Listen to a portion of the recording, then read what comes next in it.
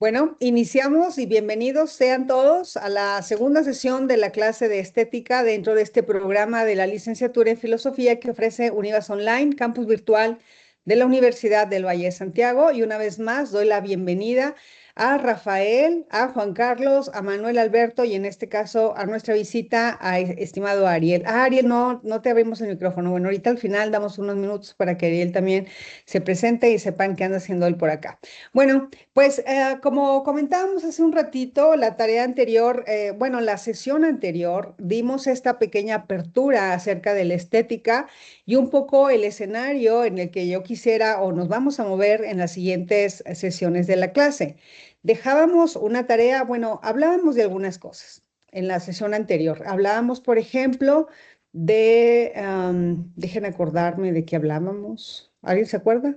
¿Alguien le retomó la clase? Acuérdense que no es mandatorio estar presente en las sesiones, es deseable, claramente, pero no es mandatorio. Pero sí es muy recomendable que lo hagan. Si alguien no puede por X motivo, bueno, lo deseable es que se retome la sesión grabada para que sepan de qué va y puedan llevar la secuencia del curso, porque luego presentan tareas completamente fuera de contexto y andan echándose la bronca con los profesores, que si sí, que si dijo, que si no dijo, tan fácil como retomar las clases y a veces pareciera pues que esa parte lo omitimos. Es muy importante retomarlas para tomar el hilo. Acuérdense que cada sesión, cada tema que se aborda, puede ser abordado desde muchísimas perspectivas y nadie duda que ustedes tengan muchísimos conocimientos previos.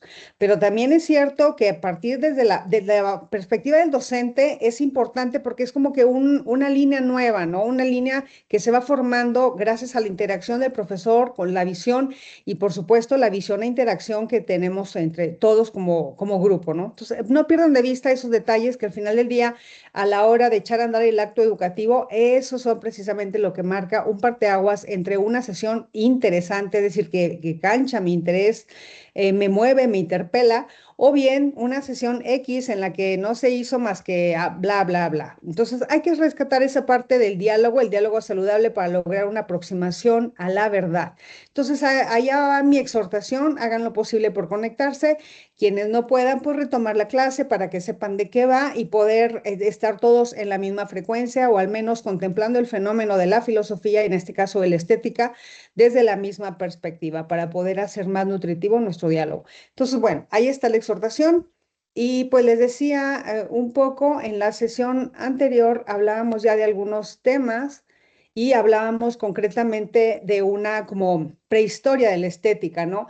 Y hablábamos también de alguna aproximación a la estética moderna, pero también veíamos cómo es que nace la estética y hablábamos de aquellas pinturas rupestres, de aquellos primeros instrumentos que el hombre toma o que hace suyos o que saca de su mente y los convierte en algo concreto y que le son útiles. Por lo pronto no hay belleza, por lo pronto no hay contemplación en ese sentido de la tecné. Lo único que importa es esta necesidad primaria que yo tengo de salir adelante, de calmar un poco los sentimientos básicos, que ahora sabemos que se llaman las sensaciones primitivas, para poder lograr un cierto grado de bienestar en ese estado de alerta constante que se tenía en aquellos tiempos, ¿no?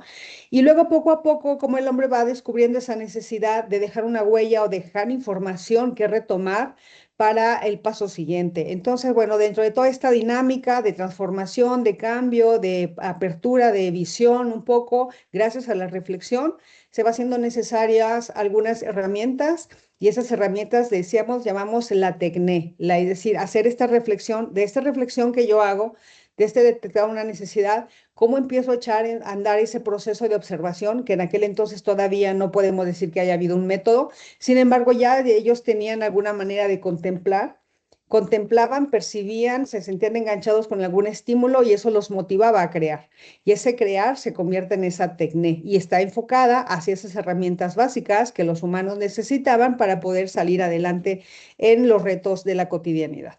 De ahí pasamos a la perfección, cada vez más perfección en cada instrumento, en cada herramienta, y poco a poco, conforme se va satisfaciendo la perfección, viene también entrando paulatinamente la parte de la belleza, la parte de lo bonito, que además de que sea útil, luzca bien, que además de que sea útil, me dé poder, que además de que sea útil, intimide a los demás. Entonces vean cómo poco a poco se van agregando todos estos elementos a partir de algo muy básico, a partir de algo muy rudimentario, pueden surgir luego cosas bien elaboradas. Los primeros recipientes, las primeras vasijas, luego tenemos por ahí también algunos monumentos pequeños, algunas representaciones humanas, algunas representaciones animales, cómo el hombre es que busca esto.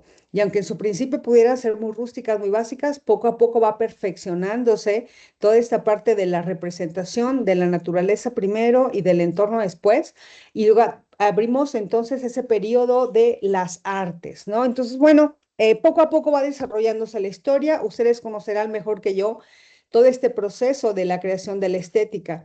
Y con ello vamos ya también profundizando más en la estética como un fenómeno, como una rama abordable desde la filosofía. Entonces, esta racionalización de la experiencia sensible que ponen sobre la mesa muchísimo después filósofos como Descartes, hasta aquella autonomía de lo bello que nos propone Kant, son temas que de alguna u otra manera abordan al fenómeno estético para lograr esa aproximación. ¿Qué es lo bello? Y dónde lo bello converge con lo verdadero, y dónde esto converge con lo genuino, y dónde esto converge con la virtud. Entonces, la palabra estética podemos decir que está llena de muchísimos elementos ahí periféricos al concepto, y que todos en su conjunto nos pueden llevar a experimentar esa sensación de lo bello, y una vez que le experimentamos, emitimos el juicio estético, ¿no? Entonces, eso es lo bonito, va sumamente ligada a la historia del arte, a la historia de lo bello, y dentro del arte, pues estamos hablando de la arquitectura, estamos hablando de la música, de la pintura y todas esas bellas artes que conocemos ya, al grado también de llevarlos poco a poco de la mano con el desarrollo de la ciencia. Entonces, hablar de estética es hablar de la historia humana, claramente, pero también es hablar de la sofisticación y también de la sensibilización del espíritu humano. Entonces, aquella cosa que se quedó rudimentaria, la herramienta que era necesaria para solventar una necesidad básica, se convierte en algo precioso, en algo bello, en algo sublime, cuando lo llevamos a otro nivel. Es decir, lo unimos, lo útil, lo ponemos a la par de lo bello, de lo estético, de lo sublime, y con ello va acompañado de un bienestar, como decía, de la eudaimonia aristotélica y de todas otras concepciones. Nietzsche diría de lo apolíneo, y también diría de lo dionisíaco, como que es que ellos dos encontrando en un punto medio pudieran también colaborar con esta sensación de lo que es lo bello. Entonces, bueno, ahí está un preámbulo pequeño de lo que hablábamos en la clase anterior. También hablábamos de algunos modelos estéticos en las ciencias humanas, entonces hablábamos también de que lo estético es un hecho que va sumamente ligado al desarrollo antropológico que está inherente a la persona humana, y que también este hecho antropológico está sumamente vinculado al pensamiento simbólico y al pensamiento social. Les decía que esa arte, que esa poseer tal objeto, me dé también una significación, o bien alimente mi significación social, mi proyección, y también, por qué no decirlo, finalmente, la imagen pública de cada uno de nosotros cuando nos llenamos de esos objetos o de esos pensamientos o de esos conocimientos o ese acervo cultural, social, estético, del que quieras, que luego son indicadores de poder en una sociedad como la nuestra. Así que bueno, también lo bello, los modelos estéticos están siempre presentes en las ciencias humanas. Entonces, también hablamos de que estos modelos estéticos se exploran desde diversos puntos, ¿no? Como el emotivismo, lo que es emotivo, lo que me mueve, lo que me jala hacia la actividad, y también se centra en la experiencia del cognitivo afectivo, es decir, esta parte mía que me hace sentir ese gusto o esa, ¿cómo diríamos? Sí, esa querer ser vinculados hacia la parte bonita, hacia la parte bella, hacia la parte sofisticada, casi podríamos decir, de ese sesgo de pensamiento que envuelve todo y que me da un valor agregado. Entonces, la estética tiene muchas funciones, tiene muchos papeles, pero ciertamente pues está en todo, y todo abona a esa concepción que yo mismo me doy de mí.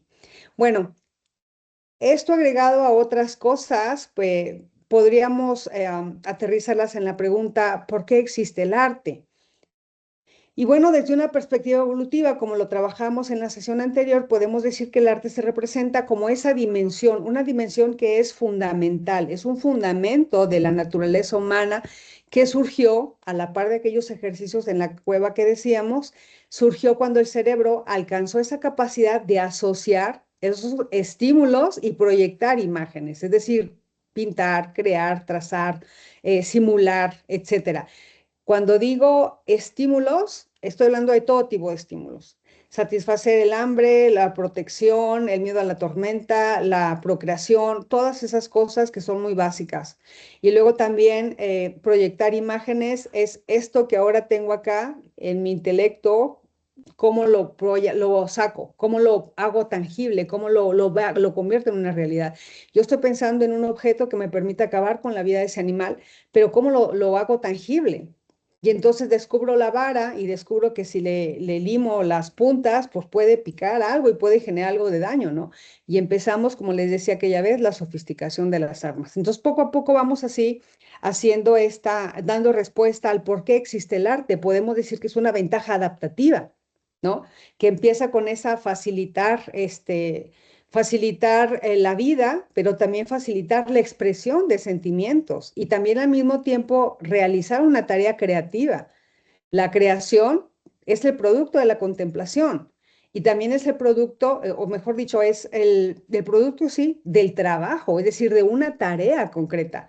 Y toda esa parte es importante porque estamos ligando entonces estímulo, ideación, creación, trabajo y realización. Y luego esta realización me lleva más allá, me hace trascender cuando la pongo en práctica esa utilidad del instrumento o de la herramienta o de lo que sea. Entonces vean cómo también aquí ya estamos hablando de lo útil. ¿Lo bello necesariamente es útil o lo útil necesariamente es bello? Bueno, pues ya ahorita hablamos de esos cuestionamientos e intentamos dar respuesta. Entonces también hablábamos de una hipótesis sintética sobre el simbolismo y ahí hablamos también de un tipo de cosmovisión binaria, ¿no? Basada en la dualidad de opuestos y que son complementarios. Entonces podemos hablar del femenino lunar representado por un bisonte o por el uro y principios también masculinos solar representados por algún caballo, este tipo de imágenes que son muy místicas y muy míticas. Entonces, bueno, esta interpretación integra también muchos trabajos que son claramente estructuralistas y muchas teorías casi creo que astrales, para poder explicar organizaciones de los santuarios y las persistencias de estos símbolos durante milenios, ¿no? Por ejemplo, esas imágenes de las sirenas que aparecían en diferentes continentes, ¿no? Del planeta y que claramente se fueron creadas hace muchísimos años, donde todavía no se podía trasladar de un lugar a otro, de un extremo a otro de los continentes con mucha facilidad. Entonces, como que hay las pirámides también en diferentes culturas, ese tipo de figuras que surgen ante una actividad humana en lugares muy diferentes, pero que son como que pareciera que siguen un modelo o que son parte de esta teorías astrales, ¿no? Que pretenderían ofrecer esa postura de que hay una organización y persistencia en estos símbolos durante milenios. ¿A qué se debe? Pues no sabemos, pero lo cierto es que también por ahí nos obliga a voltear un poco a ver qué es lo que pasaba con la sensación de belleza, con la sensación de utilidad y con la pregunta de qué hago yo aquí en el mundo y cómo expreso ese estar en el mundo. Y todos estos símbolos, todos estos signos, pues pueden dar algún elemento desde donde partir para la indagación de todo esto, ¿no?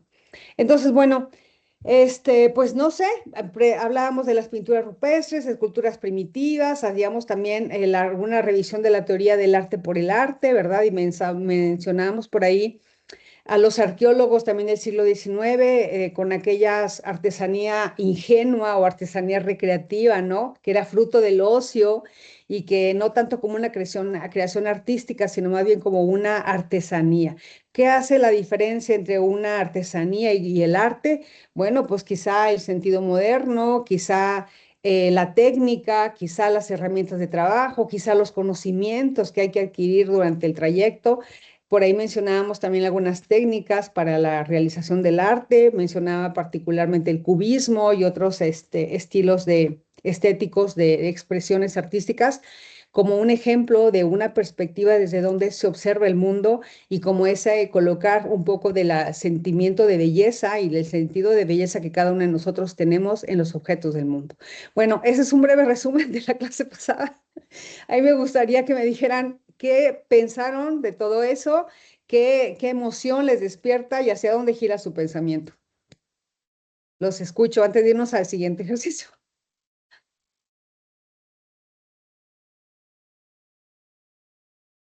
Manuel, adelante, te escucho con gusto. Sí, profe, una pregunta. En la clase Sí. pasada vi que trabajó sobre una cartografía o una presentación.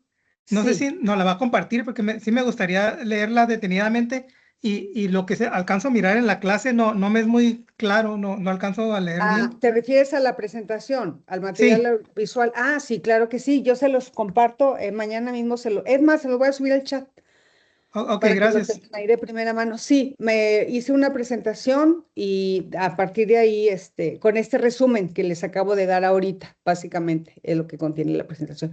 Qué bueno que abordas el punto, Manuel, con gusto lo haremos. Estimado Gracias. Juan Carlos, adelante. Pues más que nada considero que es interesante desde la perspectiva de cómo se hizo el constructo de estética y después de cultura, ¿no?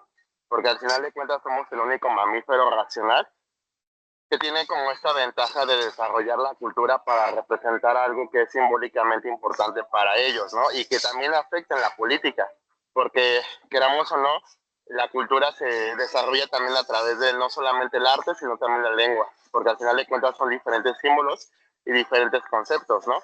Y en Claro. esta circunstancia ayuda a que se creen las naciones o el sentimiento de nacional.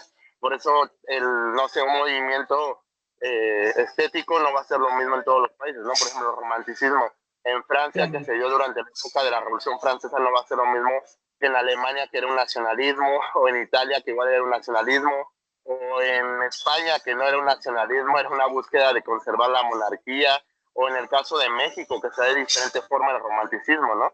Entonces es una circunstancia en la cual debemos ver que la estética primeramente es una cuestión de constructo social, dos, es como enaltecer la cuestión de belleza, pero ¿para qué cultura, no? O ¿para qué sociedad? Porque cada sociedad tiene una cuestión de belleza muy diferente. Por ejemplo, si lo basamos en estética, no es lo mismo el concepto de estética tal vez para los asiáticos que para los europeos, que para los africanos, ¿no? El continente africano. Entonces, cambia en una circunstancia la cuestión de cómo se ve esa perspectiva desde el paradigma de estética. Y tal vez ya en la actualidad por la globalización y todo lo que tenemos, pues ya se manejan ciertos parámetros, pero no considero que sean como las cuestiones generales de cada cultura, ¿no? Pero bueno, es como parte de este mundo globalizado. En mi perspectiva, una cuestión muy particular, yo adoro demasiado lo que es el romanticismo y la cuestión ecléctica desde finales del siglo XIX, también el impresionismo. Sobre todo el ecléctico, porque como soy muy pro porfiriano, amo demasiado toda la arquitectura porfiriana en esta época que se dio. Sobre todo ese palacio legislativo que nunca se construyó, dije, wow, qué maravilla, ¿no? Pero bueno, ni modo, así es la historia a veces, ¿no? Con la cuestión artística.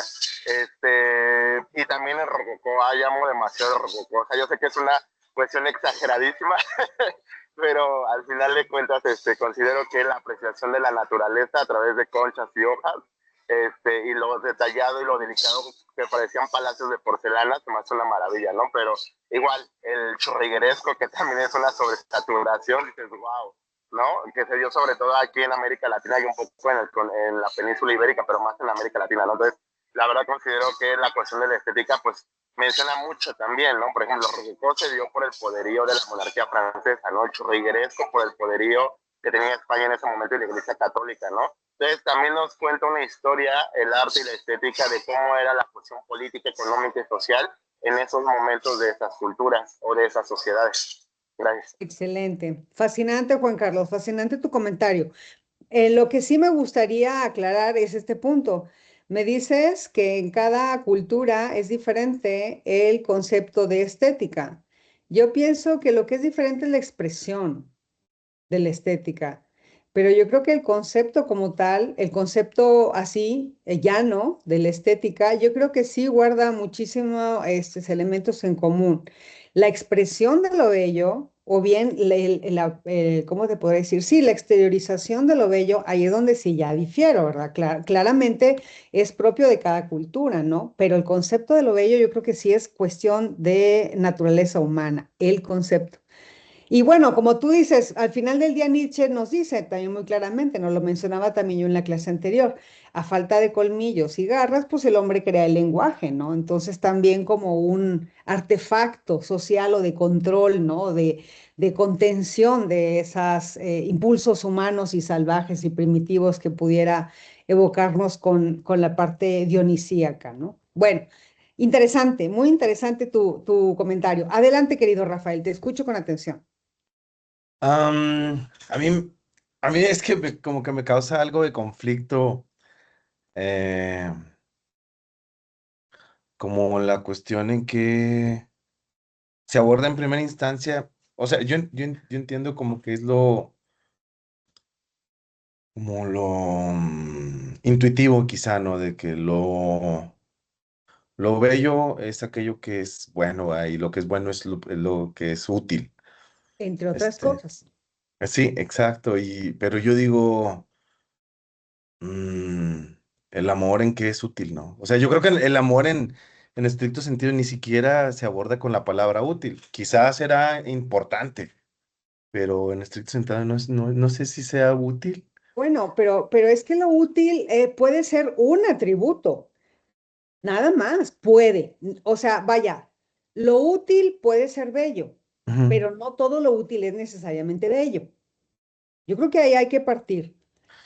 Y, Hay cosas, vaya, una de las partes que te hacen poder a ti darle un agregado a lo bello, puede ser eso, pues me es muy útil, ¿no? Entonces, por ejemplo, imagínate, no sé, nosotras las mujeres, ujú, el mejor de tus vestidos, o ustedes el mejor de sus trajes.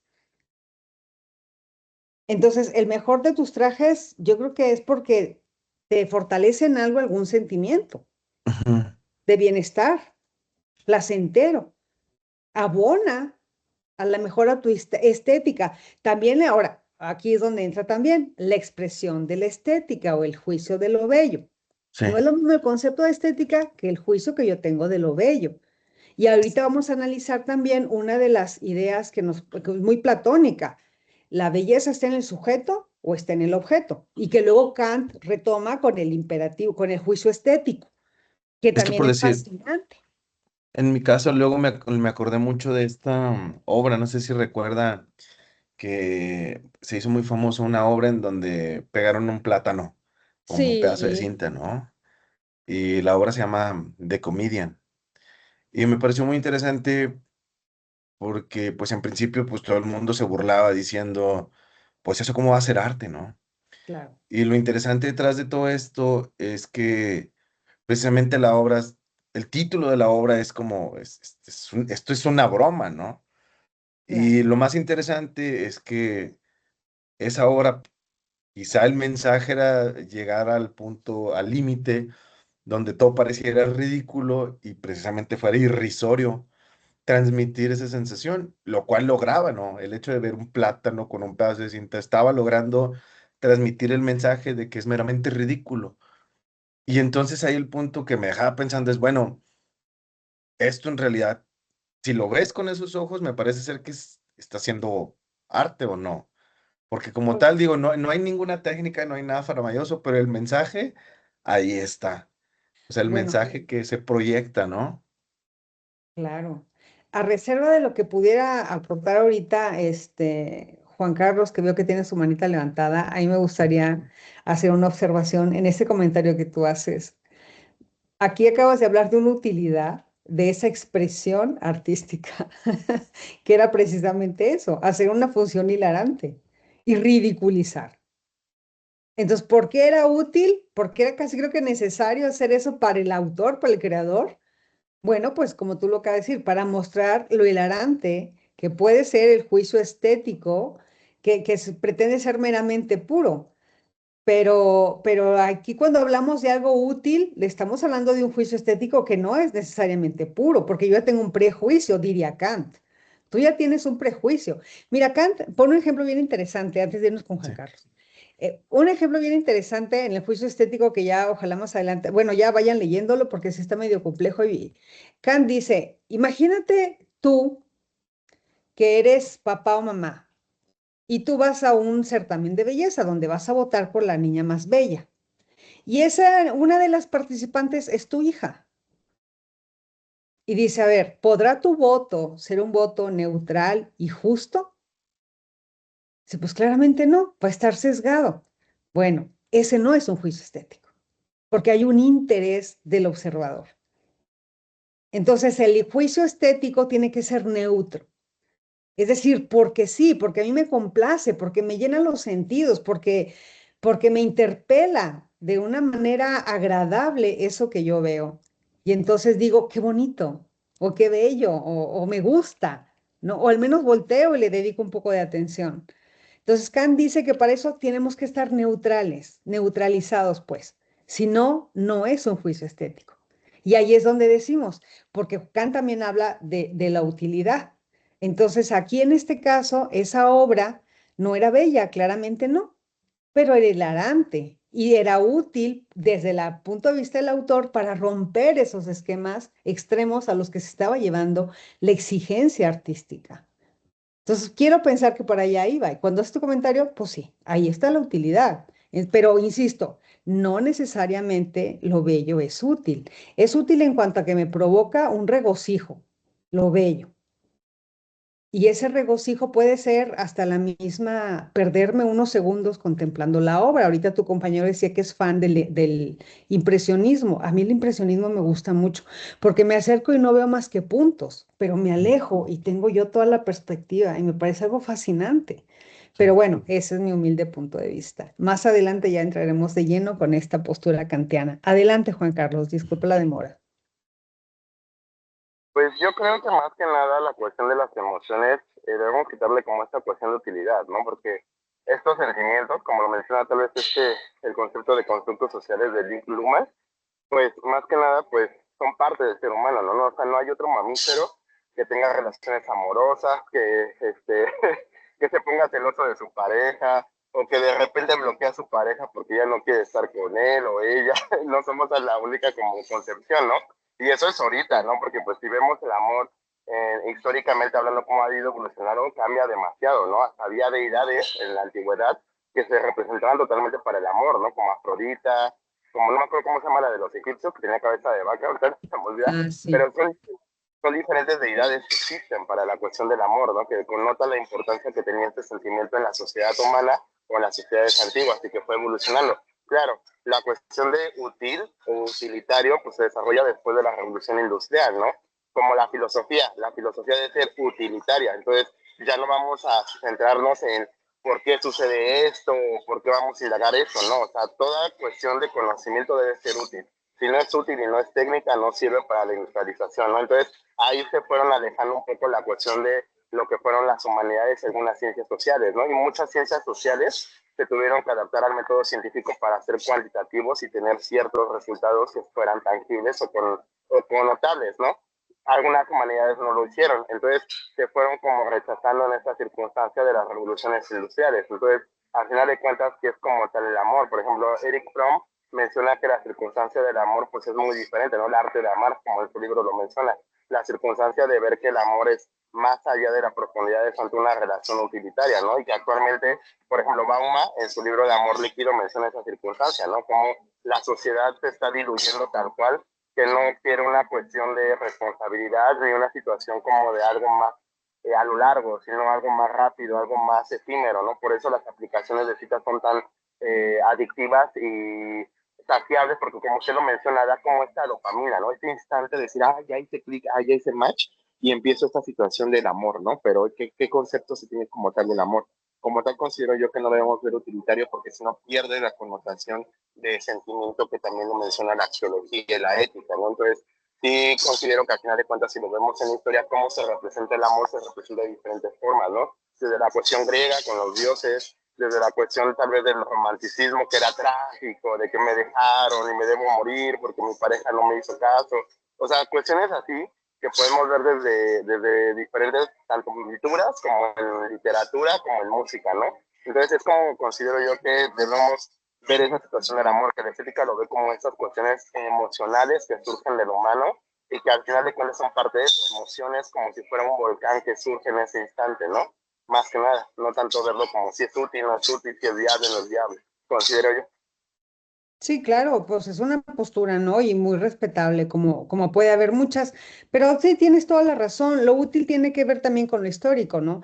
Porque tú dices a partir de la Revolución Industrial, pues sí, ahí sí, pero ya explícitamente el concepto, ¿no? Pues mire, vamos a partir de un hecho que mencionaba Hans-Georg Gadamer en uno de sus libros. A mí me gusta mucho Gadamer, yo soy gadameriana también.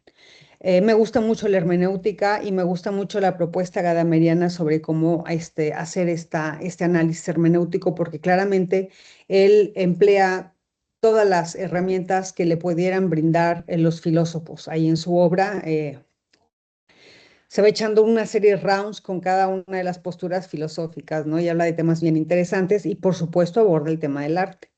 Él mencionaba que no, lo que no se menciona no existe, ¿no? Entonces, el concepto útil, pues sí se pone sobre la mesa, pero eso no significaba que el arma que se había creado, aquellos primitivos cavernícolas de los que hemos hablado en todo ese tiempo, no haya sido útil, ¿no? Claro, a lo mejor no le llamaban así, etcétera, pero era útil y esto útil, pues tenía un valor y lo valioso también es un atributo de lo bello. Entonces, bueno, pues todo está ahí como con una nebulosa. Lo importante es ir descubriendo que hay un concepto de estética, hay un juicio de lo que es bello y hay un objeto que se aprecia como bello y que es meritorio del juicio estético. Entonces, ese juicio estético viene de un sujeto.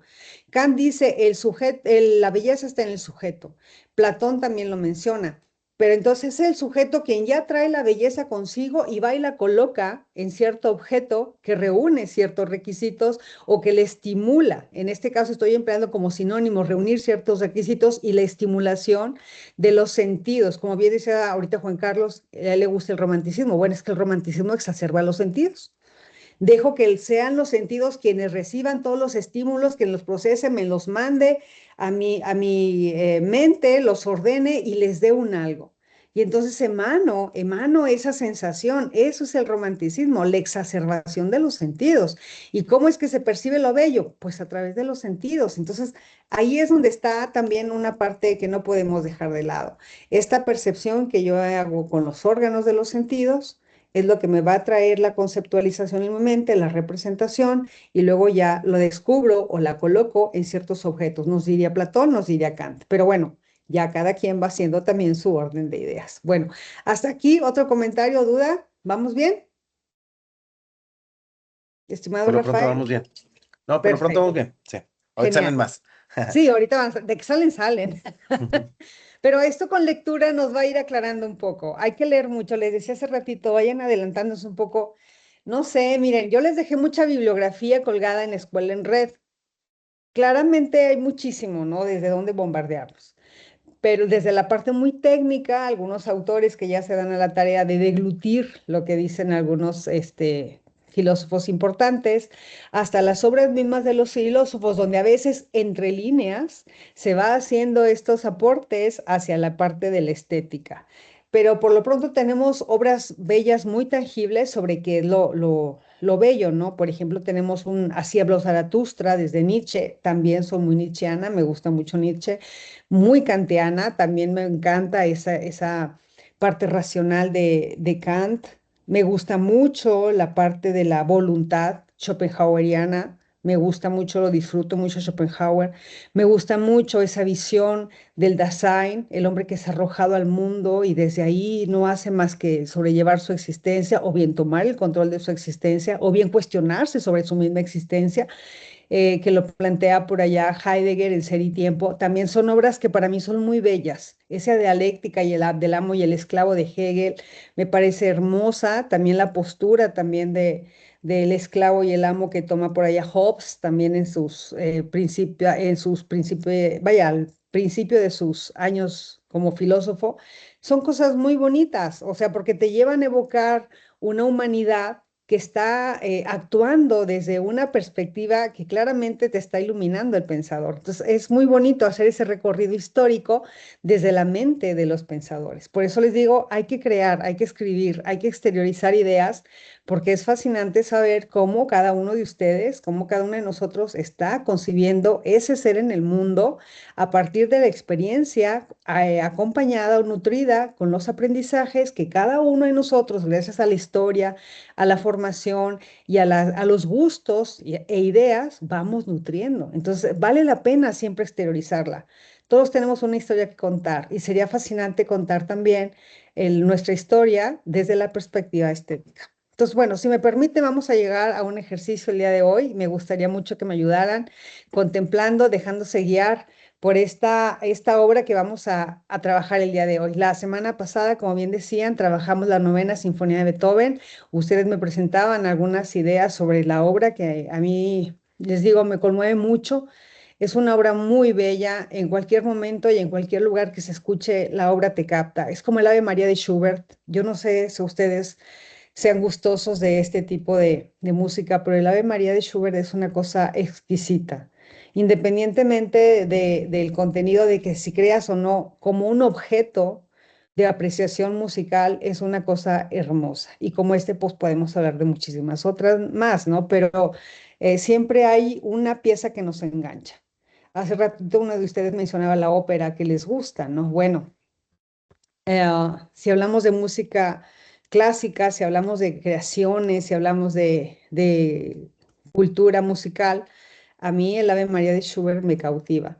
Pero, por ejemplo, aquel acto primo de la Traviata me vuelve loca, ¿no? El Brindemo, o sea, me gusta mucho, disfruto mucho también esa parte. No sé, la ópera me fascina porque sin pretender entender nada, la música te narra. Entonces, esa parte a mí me parece fascinante, la interpretación que cada uno hace de esa obra, ¿no? Entonces, bueno, como esa hay muchas divertidas, muchas hilarantes, muchas muy sensibles, otras muy dolorosas, qué sé yo, hasta llegar a lo más superficial, ¿no? Por ejemplo, ahora los coros de Carmina Burana, que a mí me parecen también una cosa hermosa y maravillosa, y bueno, no está dentro de la música clásica, pero claramente, pues es un estilo que nos cautiva porque nos exacerba también esa parte de sensible para poder construir un algo con esa obra. Yo creo que eso es lo que nos mantiene ahí, el poder construir un algo o evocar un algo de nuestra vida gracias a la interpretación y gracias a la recepción que hago yo con mis sentidos de ese objeto que se me está presentando y que yo descubro como bello. Entonces, bueno, hoy vamos a trabajar con alguna otra obra, no tanto musical, pero vamos a ver esta. Por favor, díganme cuando ya estén viendo mi pantalla. ¿Pueden verla Sí, ahí? ya se ve. Muchas gracias. Bueno, hoy vamos a hablar, les decía, de esta obra que es La joven de la perla. Seguramente ya la conocen, seguramente ya la han visto por ahí en algún lugar o en alguna, no sé, qué sé yo, alguna litografía, cosas de esas. Entonces, esta pieza se llama La joven de la perla y vamos a hablar de esta expresión estética o artística desde algunas teorías filosóficas, y aquí es donde me encantaría conocer las aportaciones que ustedes puedan hacer a este respecto. Entonces, aquí la tienen, ya la conocemos de hecho, pero vamos ahorita a ver un poco esta parte del lienzo que vemos, ¿no? El lienzo que nos presenta el autor, claramente estamos hablando de Vermeer, estamos hablando de Johannes Vermeer, por allá, híjole, se me fue el año, ¿qué sería? 1800, ¿alguien lo tiene? ¿Pueden googlearlo y recordarnos el año en que fue creado este cuadro? Soy malísima para las fechas. Bueno, ahorita lo rescatan y me lo hacen saber. Entonces, les decía, vamos a contemplar este cuadro como un crisol, es decir, un contenedor donde podemos colocar algunos avistamientos de teorías filosóficas sobre esta obra. Y vamos a ver cómo se va a convertir en ese repositorio del trayecto que vamos a hacer de las teorías filosóficas. Entonces tenemos, 1665, doctora. muchísimas gracias, estimado Rafael, 1665. Muchas gracias. Imagínate, ¿qué estaba pasando en el mundo? ¿Dónde quedó Juan Carlos? ¿Qué estaba pasando en el mundo en 1660 y tantos? Así, grosso modo. Más que nada estaba la reforma protestante. Europa se dividía en dos, en la cuestión protestante. Los principados empezaban, sobre todo los germanos, a sacarse un poco del papado, ¿no? Excelente. Muchísimas gracias. Bueno, ya nos diste ahí unos chispazos. Ah, es que ya no te oímos, mi cielo. Pero pues no.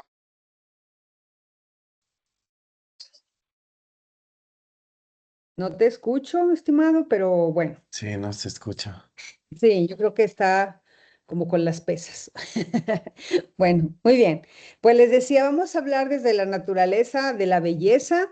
Vamos a partir hacia la relación entre arte y verdad, que esa es otra cosa. Hace ratito discutíamos un poco la relación entre lo bello o lo estético y lo útil. Vamos a entrar un poquito en esta también conversación sobre la relación entre el arte y la verdad.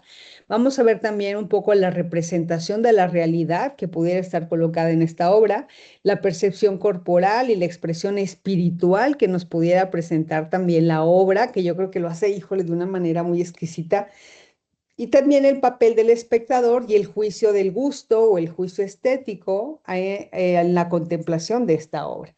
Entonces, bueno, empezamos nuestro recorrido. Bueno, primero pues ya conocemos la obra, ahí está, en todo su esplendor.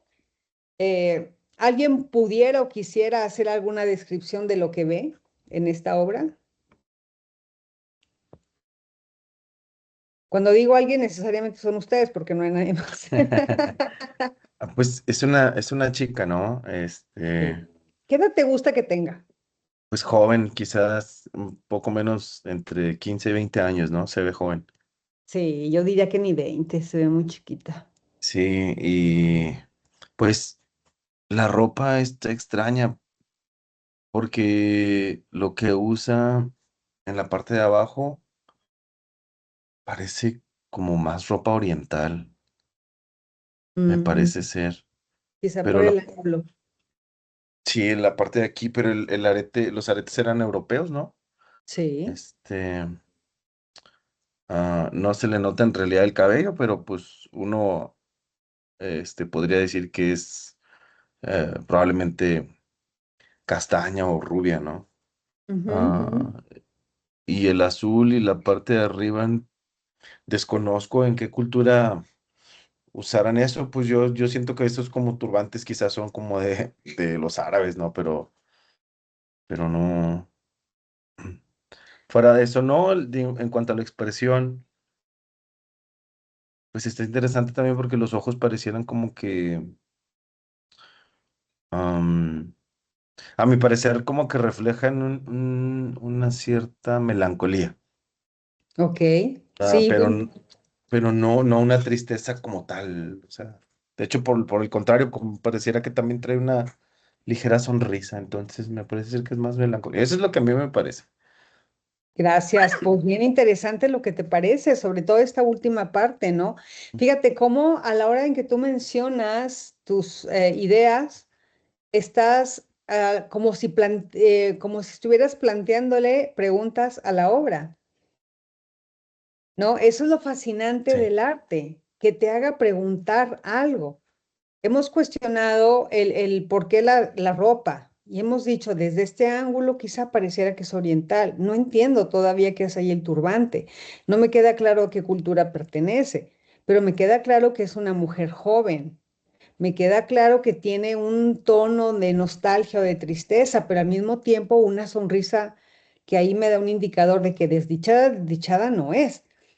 Entonces, bueno, ¿qué es lo que pasa en este cuadro? ¿Qué es lo que está sucediendo en este cuadro? Nos está despertando muchas interrogantes y también nos ofrece algunas respuestas discretas, pero son respuestas que ahí están presentes en la obra, como la edad, como le decíamos a lo mejor por el tono de piel, pues es europea quizá, no sé, los aretes de dónde son, lo que sabemos también interviene en esto, el oscuro en la parte de atrás, la luz que está frontal, pero más cargada hacia la parte derecha, nos hace pensar que está cerca de la ventana, está próxima a la ventana, a una puerta, qué sé yo. Yo me atrevería a decir que una ventana, porque la luz viene desde arriba, si se fijan, como que en el ángulo superior. Entonces, bueno, ¿qué hace ahí eso, no? Entonces, estamos haciéndonos preguntas como si se le estuviéramos haciendo al cuadro. Esto, Gadamer nos dice que eso es tener un diálogo con la obra. Y él dice que así es como empezamos a hacer hermenéutica, con las preguntas, tratando de poner en crisis esta obra que se nos presenta. Ricoeur también en su obra nos diría que la estamos poniendo a vibrar. Y esa vibración significa poner en agitación a la obra o al texto. Todo aquello que puede interpretarse es un texto, nos dice Ricoeur. Una fotografía, una canción, una persona, un fenómeno, una actuación, una conducta, todo eso es un texto, desde donde podemos nosotros interpretarlo. Y el texto, dice Ricoeur, ya está hecho, es autónomo, por sí mismo ya tiene cierta autonomía, aun que está colocado en un horizonte histórico.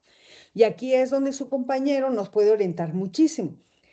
Toda obra, todo texto está colocado en un contexto histórico, en un horizonte histórico. Pero ese horizonte histórico nos da mucha información, pero sorpresa, ese horizonte histórico hay que traerlo al futuro, hay que traerlo al presente y empezar a cuestionarnos desde el aquí y ahora. Claramente no podemos hacerlo de otra manera porque nosotros estamos en el aquí y ahora. Entonces, eso es lo fascinante del análisis hermenéutico, que traemos la obra con todo su horizonte histórico, la traemos al presente, la colocamos frente a nosotros y empezamos a dialogar con la obra, no desde la perspectiva donde se hizo, ni en el ambiente cultural, histórico y social donde se hizo, sino aquí y ahora, tú, ¿qué me puedes decir? Yo con la obra. Entonces es este diálogo lo que me va a permitir a mí apropiarme de la obra, comprender a la obra. Y en esa comprensión, claramente, entre más puntos de vista tome, entre más me mueva alrededor de la obra para observarla, más de la obra voy a hacer mío. Es decir, me voy a poseer una mayor cantidad del arte de esa obra para mí, yo, gracias a esas preguntas que yo le puedo hacer al autor y la obra, o mejor dicho, a la obra, y la obra me va a contestar. Incluso decía por ahí alguno de los autores, creo que era Schopenhauer, el que decía que hay que ser capaces de interpretar la obra mejor de lo que lo haría el mismo autor. ¿Por qué? Porque el autor lo hizo bajo un ánimo, bajo una presión, quizá bajo una situación, una circunstancia, pero nosotros la estamos contemplando como arte. Es decir, desde un gozo, desde unos sentidos dispuestos a esa contemplación. Y ahí es donde está la estética. Entonces, esta obra que claramente nos dice y nos cuestiona y nos hace cuestionarnos también, está ahí presente para ser observada, analizada, para, diría Gadamer, para que nos interpele y nosotros también interpelar a la obra. Entonces, bueno, si partimos desde aquella postura platónica, encontraremos ese mundo de las ideas, ¿no? La idea de la belleza. Y la idea de la belleza como un algo eterno, como un algo perfecto e inmutable.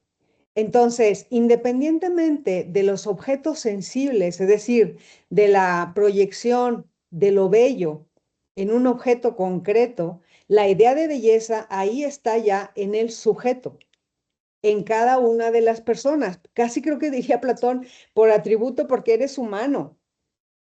¿Sí? Entonces, porque eres humano, eres capaz de percibir belleza. Miren, en aquellas cavernas que mencionábamos en aquella clase, imagínense ustedes a un alguien observando, alguien macho, adulto, por supuesto, observando a una mujer. A lo mejor estoy romantizando mucho la imagen, pero no la puedo hacer de otra manera.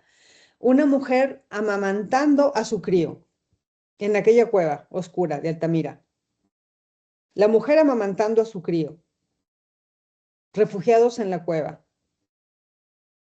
Imagínense ustedes al hombre cazador contemplando la imagen de esa mujer. Claramente en aquel tiempo las mujeres tenían roles, los hombres tenían roles. Las mujeres eran colectoras o recolectoras y los hombres eran cazadores, porque hasta la misma corpulencia hacia allá giraba, ¿no? Eso hacía instintivamente hacer. La mujer quizá más bajita, quizá más pequeña, era más fácil que se dirigiera la vista hacia abajo y encontrar a los frutos. El hombre tenía que mirar más alto, más arriba, a las bestias, a los animales, a las aves y empezar, a los árboles incluso, y pretender hacer suyo ese animal para su nutrición o para lo que sea, o dominarlo para su seguridad, qué sé yo. Pero imagínense, en medio de toda esa rudeza, el hombre rudo, cazador, observa a la mujer porque no puede ser de otra manera, por muy fuerte que sea la mujer está vulnerable cuando está amamantando a su hijo. Imagínense a la mujer amamantando al niño y el hombre contemplándola. Contemplándola. ¿De dónde surge la necesidad de proteger? Cuando tú descubres que tienes algo que la otra persona no tiene para confrontar diferentes situaciones. La madre amamantando al niño claramente no se va a poder defender igual que si no tuviera al crío. Entonces viene un sentido común de protección. Ya no digamos de amor, como decía hace ratito su compañero. No sé si sea amor, pero lo que sí les puedo decir es que no era un sentimiento de desagrado. Yo creo que más bien era un sentimiento impactante para el hombre, en medio de su rudeza y su salvajez, observar esa imagen. Como de ternura. Exacto. Sí, como una necesidad de protegerlo, de conservarlo, como algo, fíjate, el término ternura y ahora vete al término sublime. No sé si lo sublime tenga algo de ternura, pero casi te puedo asegurar que lo tierno tiene algo de sublime. ¿Cómo ves? ¿Te late o no te late? Sí, claro, sí tiene lógica, sí tiene sentido. Bueno, entonces imagínate ese hombre contemplando eso, como tú dices, con ternura o como un acto muy sublime, si es que podían ellos aspirar a eso, ¿verdad? En aquellos estados. Pero vaya, a lo que voy es a eso, esa imagen de la madre vulnerable claramente demanda, y aquí voy a meter otra palabra que nos va a hacer mucho impacto, moralmente demanda protección. Es decir, si yo, hombre, defiendo ese acto, que casi creo que es sagrado, estoy cubriendo un acto moral, porque estoy haciendo lo que la naturaleza me ordena que haga. Cuidar eso, por reproducción, por conservación de la especie, por lo que quieras, cuidar ese acto de amamantar. Entonces, bueno, yo los invito ahora a que vean, no sé, ustedes son muy jóvenes, pero imagínense, no sé si conozcan el escudo del Seguro Social. ¿Lo conocen? ¿Qué es el Sí, escudo del Seguro es Social? un águila con una madre también, Así justamente, es, y con un así bebé es, en el pecho. es correcto. El águila está con sus alas extendidas, protegiendo a la madre que está amamantando al niño. Y es uno de los símbolos más bellos, más nobles, más humanos. Y ahí está. Si la moral es hacer lo que tengo que hacer y la ética es hacer lo que debo hacer, incluso cuando tengo oportunidad de no hacerlo, ese es un acto moral y es un acto ético, pero que llevado a un extremo que lo hace sublime. Necesariamente hay belleza en ese acto. Ustedes claramente no son mamás, pero pregúntenle a sus esposas, a sus madres, a sus abuelas, pregúntenle, ¿qué se sentía amamantar a su hijo? Ustedes claramente no se acuerdan, incluso no sé si ustedes fueron amamantados por su madre, pero es un acto hermoso de reunión porque claramente el hijo es una continuidad biológica de la madre, pero una vez expulsado es un ente autónomo, al menos físicamente, ¿no? De la madre. Pero es a través de la nutrición que el niño vuelve a formar parte de la madre, a través de la alimentación. Y ahí hay belleza. ¿Por qué les hablo de todo esto en medio de esta idea platónica? Bueno, porque estamos hablando de esa idea de lo bello que está ahí en el ser humano. Independientemente del tiempo, independientemente de la cultura, es esa capacidad del hombre, hablando del hombre como constructo, ¿no? El hombre de distinguir belleza, de reconocer belleza. Diría Platón, es una idea de belleza que es eterna. La belleza es eterna, la belleza es belleza aquí en China y la belleza es belleza antes de ahora, no la expresión de lo bello, sino el concepto de belleza o la idea de belleza. Es naturaleza humana. Y aunque no quieras, es símbolo matemático. Vean ustedes la construcción de los nidos que hacen las aves. Es casi perfecta y es casi la misma forma todo el tiempo. Y son objetos bellos, son armónicos, son geométricos. Entonces ya nos habla de una proporción. La belleza tiene proporciones. Y acuérdense ustedes de aquel número mágico. Se han oído, sí conocen cuál es el número mágico, ¿verdad? Ahorita lo vamos a abordar. Tiene que ver con la proporción. Y la proporción tiene que ver con la armonía. Y la Sí, armonía tiene que ver con la belleza. el de la proporción áurea. Exactamente. El El phi, número creo que es dorado, la phi. proporcional. Así es, estimado Rafael. Entonces, esta idea de belleza es eterna, es perfecta, es inmutable. Esa es la postura platónica. Y es independiente de los objetos sensibles, porque eso es casi creo que un elemento sine qua non del ser humano. El punto es que esta idea de belleza cruza por un mundo sensible a través de manifestaciones físicas que pueden ser imperfectas, imperfectas. Y por ahí decimos, humanamente la imperfección es parte de la belleza, la imperfección, porque estamos hablando de un ser humano que claramente es falible, de un ser humano que claramente tiene una visión sesgada, de un ser humano que claramente no lo puede todo, no es todopoderoso. Por eso hay margen de error. Y entonces, en este mundo sensible, tenemos la representación. Y esta representación puede ser a través de una pintura, a través de una música, a través de lo que ustedes quieran, del acto de ver a la mujer ahí amamantando a su crío, lo que tú quieras. Pero ahí está esa idea de belleza que atraviesa por un mundo sensible gracias a la expresión. Y entonces tenemos aquí esta parte de la ilusión y el destello de la idea. Esa fascinación estética que produce la joven, de que está representada en la pintura y que Rafael describía como una tristeza. Rafael, ¿dónde puedes tú ver la tristeza de la mujer? Ahí está nuevamente la mujer. ¿Dónde Sí, puedes tú ver la tristeza? en realidad en los ojos se nota bastante. Así es. Y en la parte de los ojos, ¿cómo? ¿Qué parte de los ojos o qué postura de los ojos es la que te hace inferir eso? La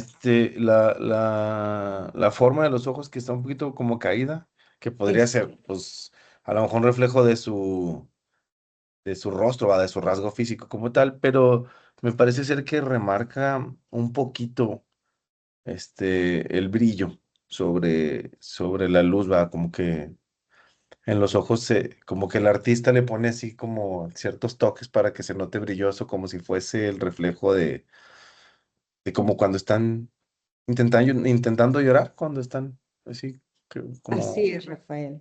Sí, el parpadito caído, ¿no? Esa sensación de tristeza, de que voy a llorar y enseguida hago como que el ojito se va hacia abajo. como el ojo cristalino, por así decirlo, ¿no? Exactamente, el brillo también, tienes toda la razón, así es. Y la sensación de pesadez de los párpados, ¿te fijas? También esa sensación de pesadez nos da la idea de que el ojo no está abierto completamente por alguna sorpresa o algún extremo de felicidad o lo que sea, sino que tiene un sentimiento de nostalgia, de cierto grado de tristeza, ¿no? Eso A- claramente, sí, Además, creo que para lograr ese tipo de ilusión óptica se necesita un cierto grado de destreza muy afilado, no sé cómo muy decirlo, sensible, sí. porque tiene que ser muy sutil con el brillo en los ojos, con la parte caída de aquí, Del precisamente también ángulo. de los ojos, y en los labios, que solamente en la punta al final está ligeramente levantado, muy poquitito. Exacto. Entonces, como que esas características tienen que ser demasiado precisas para que ese reflejo como de melancolía Exacto. se refleje.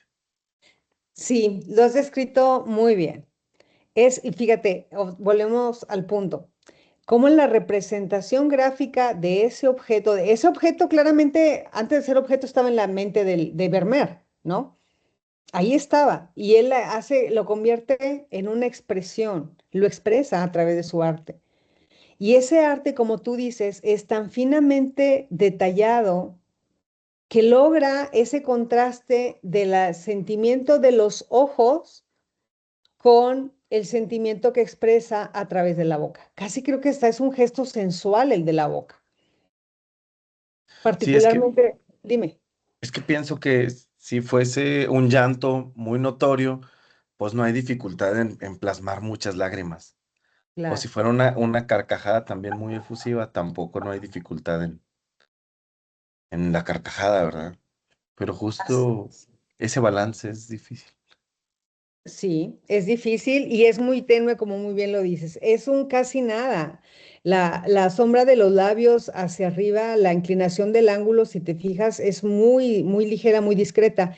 Y el ángulo que forma el párpado con la sombra del costado del rostro, la iluminación del párpado que está en nuestra mano derecha con la iluminación y la sombra del rostro, forman ahí también ese ángulo que nos hace inferir y más la sensación de pesadez del párpado nos hace inferir que se siente un poco triste, un poco nostálgica o melancólica. Pero luego volteamos, nos invita el sentido de la vista que va de la parte superior a la inferior, las mismas sombras del rostro nos hacen la invitación a que vayamos a ver, a contemplar el labio de la chica y ahí es donde podemos ver el grado de apertura de los labios, el grosor de los labios, particularmente el de abajo, la luminosidad de los labios, los dientes detrás de los labios nos dan una sensación, hasta te digo, de cierta sensualidad, ¿no? Adelante, estimado Juan Carlos.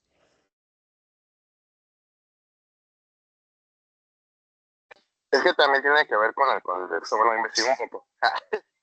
Más Es que que nada no por te la cuestión de que, pues, entendemos, Juan Carlos, no te entendemos. bueno, ¿ahora se me escucha? Bueno, bueno, bueno, Ujú. bueno. Ah, ya, Sí. decía que más que nada investigué un poco y habla Ajá. acerca de la situación que pues, se da en los Países Bajos, ¿no? Y en ese Ujú. momento, pues los Países Bajos se independizan de lo que era el condado austriaco y que le pertenecía al Sacro Imperio Germano y que Carlos I de España, Carlos V del Sacro Imperio, trata de defender y había guerras con Francia, ¿no? En Ujú. esa connotación, pues debemos ver que la mujer en esa época no era libre de amar, ¿no? Era connotada la cuestión de la familia, cuáles eran sus intereses para subir en clase social o económica. Dos, que Holanda en ese momento, o Países Bajos, empezó después de su independencia a ser una potencia marítima y empezó a hacer los viajes hacia América. Por eso Nueva York no se llamaba Nueva York, se llamaba New Amsterdam, ¿no? Por la cuestión de No, que llegaron sí. los primeros holandeses. Entonces, al final de cuentas es el inicio del poderío de los holandeses y de la misma forma pues considero yo que esta cuestión triste de la chica y también reconocer, ¿no? Que eran cuestiones jóvenes porque pues la esperanza de vida en esa época de Europa pues no era tan larga, ¿no? Como la nuestra. Sí. Y de la misma forma pues tal vez, no sé, puede ser en un contexto un poquito trágico de que tal vez debe desposar a alguien que no ama o tal vez está enamorada de otra persona y al final de cuentas pues es una situación porque al final de cuentas es una cortesana, el simple hecho de las perlas en esa Claro. época no cualquiera las podía tener, tenía que ser una cortesana o alguien de la aristocracia y que al final de cuentas pues debía tener, cumplir con su rol de mujer aristócrata que era darle un honor a su familia y un prestigio familiar y conservar esos títulos que se tenían como tal. Muy bien, excelente información. Muchas gracias, Juan Carlos. Gracias por investigar. Y ciertamente, bueno, hasta hoy en día, ahí cerca de Nueva York, como a 3 horas, ustedes saben, en Michigan hay un poblado que se llama así, New Holland. Y es un poblado, claramente fundado por holandeses y personas de los Países Bajos. Y ese se llama todavía, es el Festival de Tulipán y todas esas cosas. Entonces, sí, en efecto, pues sí, ahora que ya lo mencionas, podemos claramente anclar los rasgos de belleza o los rasgos de la chica hacia los rasgos de belleza de los Países Bajos. Son cachetoncitas, la carita redondita y en efecto, pues suelen dar este efecto, ¿no? Hay una actriz que lo hace bastante bien.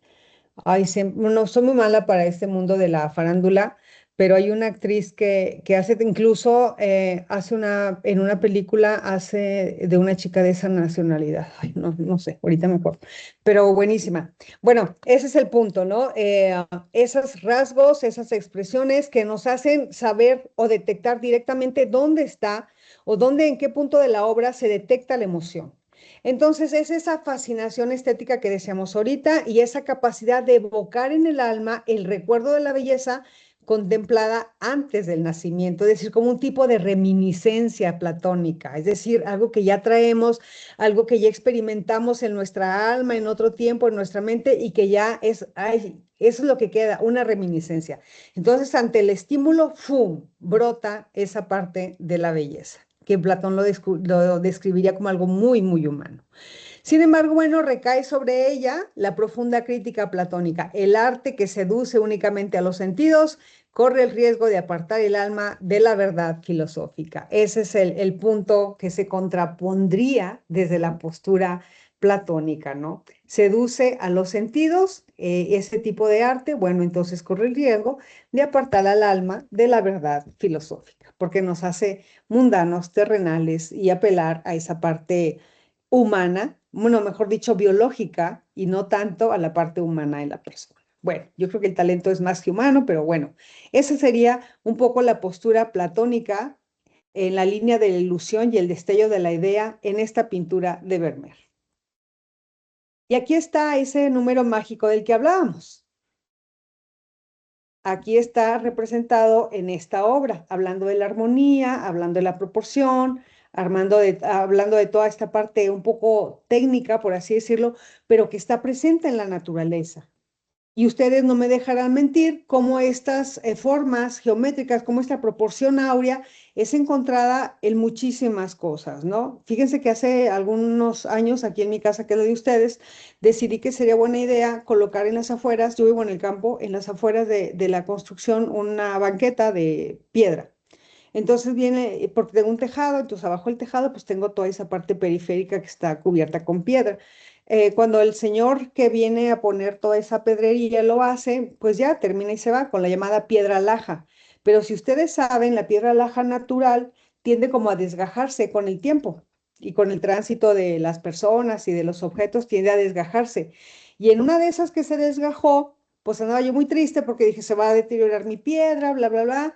Y entonces barriendo ahí los restos y me di cuenta que una vez que quité esa parte que se soltó de la piedra, muchachos, había una monite. Y tengo una monita aquí una monite aquí en la entrada de su humilde casa. Entonces la cuido como no saben y cada vez que la veo me recuerda este número mágico, esta proporción áurea que está ahí en todos los eventos de la naturaleza. A mí me gusta mucho la fotografía, soy una apasionada de la fotografía y también soy fan de los paisajes. Y cada vez que contemplo una flor o la armonía del árbol, ahí detecto la proporción áurea y me parece una cosa hermosa. Les soy honesta, en los paisajes más amplios a veces me es difícil encontrarla, encontrar en los objetos me es muy difícil, me es más fácil encontrarla en la naturaleza. Entonces, bueno, aquí está la proporción áurea representada, o que mejor dicho, que se encuentra plasmada, no sé si voluntaria o involuntariamente, en este cuadro de Vermeer. Entonces, vamos a partir desde Aristóteles. De Platón vamos a pasar a Aristóteles. Aristóteles tenía un punto de partida bien interesante que decía no hay nada en el intelecto que no haya atravesado antes los sentidos. Entonces eso ya nos habla claramente de la intervención de estos órganos, de esta parte sensible del ser humano para la apropiación de esa belleza o de esa expresión que está ahí manifestada a través de algún objeto, ¿no? Entonces, para Aristóteles, bueno, la imitación, porque para él es una imitación, lo genuino estaría allá, o esta parte de la exteriorización, pues es lo primero que tendría que hacer. Entonces, algo yo tomé del exterior, lo hago mío y luego ya existe. Pero tiene que partir de un algo, ¿no? De un algo que se percibe a través de los sentidos. En cambio, Platón diría que no, que hay una reminiscencia, ¿no? De un alma, de una actividad que ya tuvo esa alma y que ahora entrar en contacto con esta obra, pues nos trae ese despertar de la belleza, ¿no? pero Aristóteles dice que no, que es una mera imitación. Entonces, la imitación no es un defecto ontológico, es decir, propio de la cosa, propio del ser, sino que revela los aspectos universales de la condición humana. ¿Cómo lo hace? Bueno, generando un genuino placer intelectual, un genuino, es decir, una vez que percibo, hago un disfrute de la cosa. Entonces, si la atraviesa por los sentidos y me apropio a la belleza o me provoca un placer o un goce, entonces, dice Platón, es porque hay perdón, Aristóteles, es porque hay un orden, pero también hay una unidad. Es decir, es un todo integrado, eh, integrado por partes. Tiene varios elementos que lo componen y esos elementos integrados forman un todo. De hecho, ustedes saben muy bien que cuando un pintor está a punto de realizar su creación, también se va por segmentos. O cuando están aprendiendo pintura, se van por segmentos.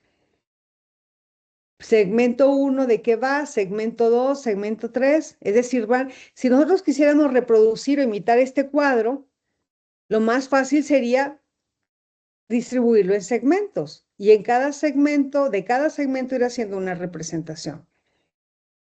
Entonces, ahí está. La proporción áurea nos permite descubrir cuáles son estas partes en las que la obra o el todo de la obra está organizado. Cada parte de la obra ahí está trazada. Cada ángulo, cada cuadro, cada triángulo es una parte de la obra. Y el autor las integra en ese todo. Y coincide con esta proporción áurea, entonces decimos hay armonía. Y si hay armonía, es muy probable que haya belleza. Entonces, hay un orden y hay una unidad en la obra. Es decir, hay una composición que está estructurada y que también abona a una economía visual rigurosa. Hay rigor en esta creación. Gadamer diría, hay técnica, pero también está la parte lúdica ahí plasmada.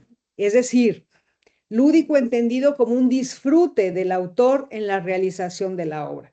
El autor experimenta un gozo y ese gozo se ve plasmado ahí en la obra. ¿A través de qué? A través de los contrastes, de los colores, de las atenuaciones, de toda esta elementos que nosotros pudiéramos encontrar en la obra. Hace rato que hablaba su compañero de la delicadeza de los trazos para poder dar ese toque de tristeza, de melancolía, qué sé yo, pero sin caer en la melancolía propiamente. Es apenas una insinuación a que esa sensación pudiera estar ahí presente, a que esa emoción pudiera estar presente. Pero es una insinuación, no es una declaración abierta. Y para eso, para dar esa insinuación, se tiene que hacer un trabajo muy delicado. Bueno, ahí está presente. A eso es a lo que se refiere Aristóteles cuando nos habla de un orden y de una unidad que claramente abona a una economía visual que tiene cierto rigor. Cabe dentro de esta segmentación. Tenemos también una proporción. Es decir, hay una armonía cromática de luces, colores, tonos, entre el azul lapislázuli y el dorado y la oscuridad. La base de los colores, aunque también hay un tono verdoso, particularmente en la parte de abajo, en el dorado de abajo. Pero ahí está, son básicamente estos los colores, claro, matizados con otros tonos, pero ahí están los colores presentes. La rudeza y la contundencia del negro al fondo, y luego la luminosidad y también los claroscuros que presentan los tonos cromáticos que emplea el autor, que también lo hace muy interesante, combinar el dorado con el azul. Y en la naturaleza, ¿dónde hemos visto el dorado con el azul? ¿Dónde lo localizan ustedes en la naturaleza? La combinación del dorado con el azul.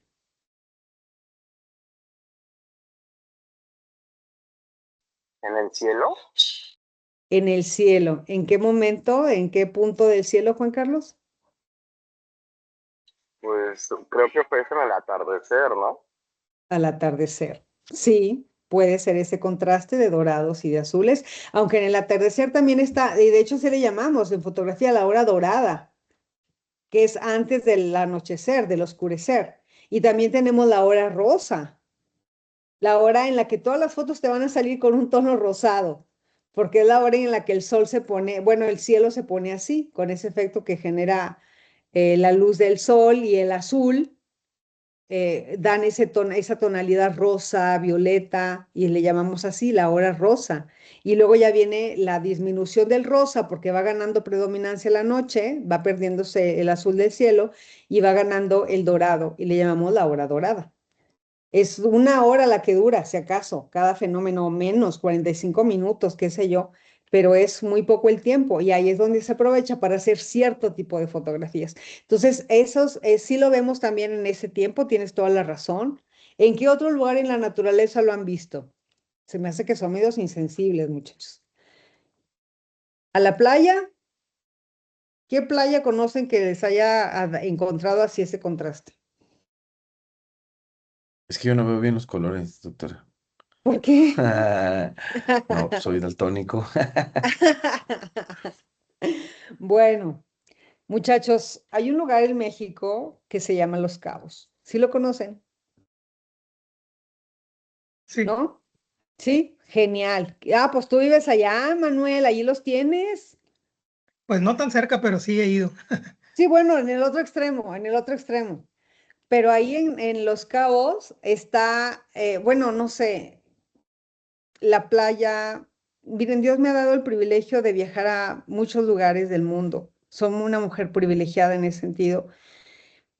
Pero cuando yo conocí Los Cabos y vi el dorado de la arena con el azul, el agua del mar y el azul del cielo, a mí me sorprendió. Más que los aguas con blancos de Cancún, es que miren, a mí no es tanto el lugar, sino son los contrastes de la naturaleza lo que me enganchan, claramente. No es que esté en Cancún o que esté en Los Cabos. Yo estoy hablando de la naturaleza. Pero esa playa tan limpia, dorada y el azul tan profundo del cielo y más el juntar lo dorado con el azul del cielo y ese tono aqua es una cosa hermosa. Créanme, tomé fotografías como no tienen una idea. Me pierdo, puedo tardar horas ahí metida haciendo nada. ¿Qué viste? ¿Qué conociste? Pues nada, yo nada más fui y me senté a contemplar, o sea, eso fue lo que hice, ni siquiera me metí al mar, yo quería estar viéndolo. En la noche, y el oído del mar, las olas, o sea, eso es lo que yo disfruto, no tanto el hacer algo en la playa, sino contemplar, ver la naturaleza. Entonces, ahí es, cuando yo vi el mar allá, me recordó mucho esta imagen. Me recordó mucho ese azul y ese dorado, lo vi ahí en la naturaleza. Cada obra que a mí me llama la atención, claramente yo no soy especialista en arte, eso es muy obvio, pero disfruto mucho la observación, la contemplación. Y cuando yo llegué allá y vi y tomé la primera foto y me puse a verla, me evocó mucho este cuadro, esta imagen, porque ese es el azul y el dorado. Y me parece una cosa hermosa. Entonces, bueno, esta proporción, aunada a las tonalidades de los colores, pues claramente están proyectando una proporción. ¿Qué tanta proporción de esta obra es de color negro? ¿Qué tanta proporción ahí está el dorado con oscuro con el dorado claro? Los amarillos, los verdes que acompañan a los dorados. ¿Qué tanto de estos azules están matizados con otros tonos? Y ahí están presentes en esta obra. El rosa de los labios, el dorado de la perla, que también parece acompañarse del brillo de los ojos de la chica. Y ahí está todo colocado, integrado en la debida proporción en este cuadro. Luego tenemos también una parte muy importante que es la determinación. Gadamer nos dice, cada obra, cada texto es como una ventana. Y del marco en adelante, ahí está sucediendo la obra. Del marco hacia adentro. Llevándolo esto a una analogía en el ser humano, de la piel hacia adentro, ahí es donde estamos nosotros existiendo. De la piel hacia adentro es donde experimentamos la belleza. De la piel hacia adentro es donde se exacerban los sentidos. Y la información que nos mandan los sentidos se coloca de la piel hacia adentro y la experimentamos. Entonces, ese es nuestro marco. De la piel de nosotros hacia adentro, ahí es donde existimos y habitamos. Lo demás ya es otra cosa. Eso ya no me pertenece, eso ya es exterior, igual que la madre que decíamos del niño. Entonces, en este marco, donde de las orillas hacia adentro es lo que está sucediendo, ¿qué está sucediendo? Entonces, ahí del marco hacia adentro podemos describir la determinación. Ahí está la obra en toda su contundencia. Entonces, tenemos aquí una punto o una perspectiva de lo particular, es decir, es una modelo anónima que revela lo universal. Lo particular revela lo universal del cuadro hacia adentro, del marco hacia adentro. Y este planteamiento que pudiera hacerse gracias a la teoría aristotélica, también la podemos hacer hacia nosotros. De la piel hacia adentro existe una particularidad, cada uno de nosotros como entes autónomos. Pero dentro de esa particularidad existe lo universal, se revela lo universal, es decir, lo que es ley natural para todos. Entonces, estamos hablando de esa particularidad, en este caso la chica, que no sabemos quién es, ni qué hace, ni nada, pero ahí está, ahí existe y ahí está siendo, es decir, ontológicamente existe, ahí está. Esta modelo anónima revela algo que es universal. En este caso, la serenidad, la expectativa, la vulnerabilidad humana, a través de la tristeza, a través de la fragilidad de la chica. ¿Ustedes se imaginan a esta chica lanzándoles un golpe? Pues no, pero a ver, pero ¿se le imaginan como acariciándola? Sí, porque volvemos a esa parte de la necesidad de protección, por ejemplo, o de ser protectores, de proteger lo sublime, de cuidar lo bello. Miren, las cosas más valiosas de su casa, ¿dónde las tienen? Lo que quieran que sea. Una fotografía, dinero, una carta, la joya más valiosa que tengan. ¿Dónde la tienen guardada o dónde la colocan? Claramente está en un lugar resguardado. Es decir, no está expuesto. O se expone, pero con ciertas medidas, ¿no? Bajo ciertas circunstancias. Porque como es algo bello, puede ser valioso, puede ser atractivo y los demás pueden tener la tentación de tomarlo. Si yo veo algo que parece costoso, yo lo voy a tomar. Digo, claro, cualquier persona incivilizada, ¿no? Podría tomarlo indebidamente, pero existe. Y ustedes saben que hay muchas teorías filosóficas, muchos autores que hablan de eso. Desde la historia de por qué existen los límites. Cómo el ser humano se va haciendo de cosas, de propiedades. Ya no me basta tenerme a mí, ya no me basta tener mis animalitos, ya no me basta hacer un intercambio. Me sobran manzanas, tú dame una piel de un borrego, qué sé yo. Ya necesito otras cosas, necesito tener para hacer más, para sentir más seguridad, para asegurar la sobrevivencia mía y de toda mi estirpe. Necesito también más espacio para que habiten ellos, para que habiten los animales que voy adquiriendo, para tener más cultivos, etcétera, etcétera. Y esa necesidad de tener me va ganando mi atención. Esa necesidad de tener me hace poner límites. Y va el primer hombre y marca con una línea hasta aquí, de aquí para adentro es mi propiedad. Ya lo mencionaba Hobbes, sin querer estaba hablando de la propiedad privada. El hombre es el lobo del hombre. Alguien puede venir y querer quitarme lo que es mío. Entonces me protejo. Después de delimitar, ahora sí pongo una barda, una cerca, una malla, qué sé yo, lo que quieran. Pero delimitar, es decir, esto tiene un dueño, esto no es propiedad privada, pública, esto tiene un dueño. Bueno, lo mismo hace la obra. De los marcos, de los márgenes hacia adentro está existiendo. Y desde ahí un particular está revelando lo que es universal. ¿Qué es lo particular? Cada ser ontológico. ¿Qué es lo universal? Todas las sensaciones, emociones que son claramente experimentables para todos. En este caso, dijimos la tristeza, la melancolía, la ligera alegría que pudiera estar experimentando, incluso la vulnerabilidad humana. Están presentes aquí, de los marcos hacia el interior de la obra. Fuera de esos marcos ya no existe la obra, ya es otra cosa. Fuera de nuestro cuerpo ya no existimos nosotros, es otra cosa.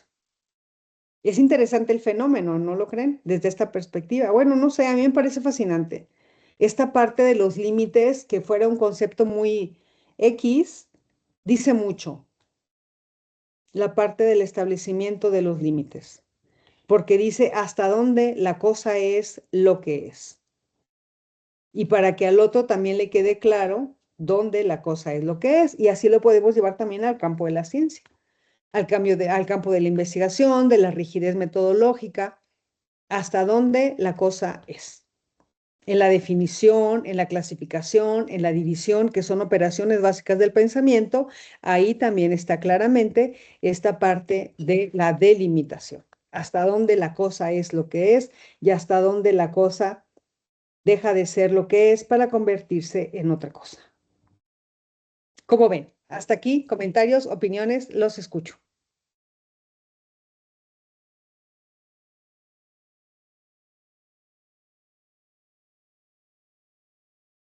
Sí, adelante, Juan Carlos.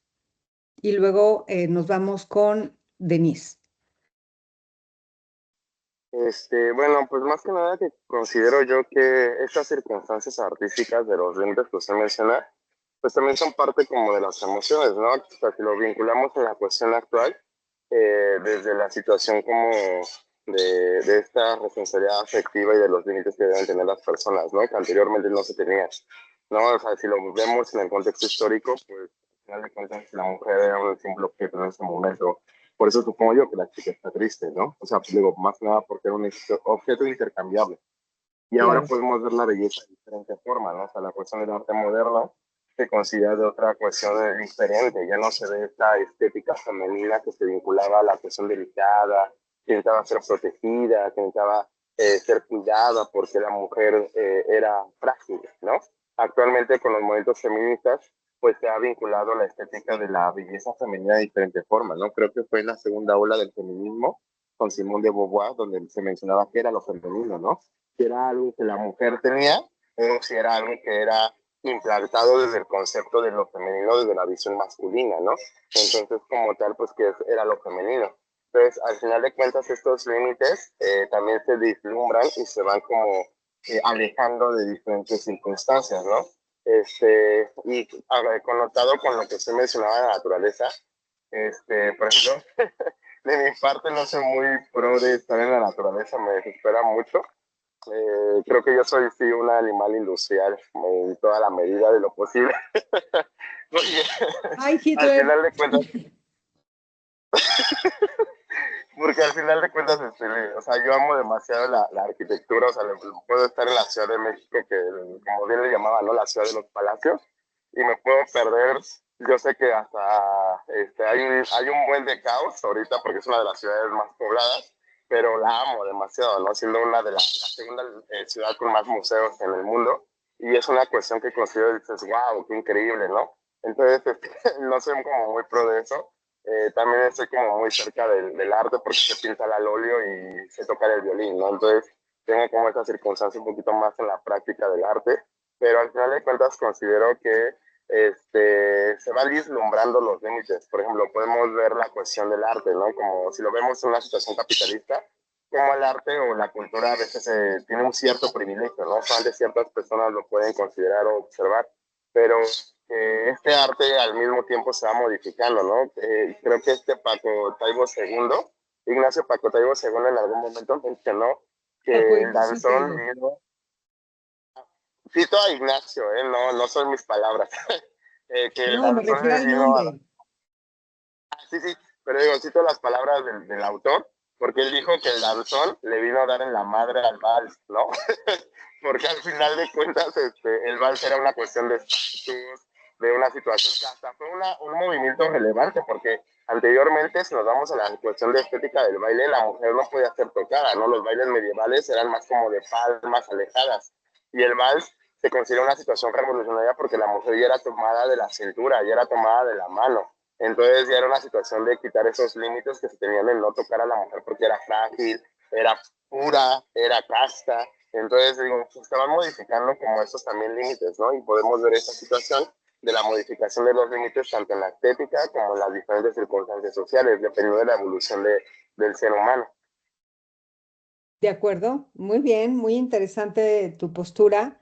Híjole, algo iba a comentar y se me fue la onda, me distraje. Bueno, ahorita me acuerdo. Muchas gracias. Adelante, querida Denise. Gracias, doctora. Buenas noches. Hola, qué Pues, gusto saludarte. gracias, igualmente.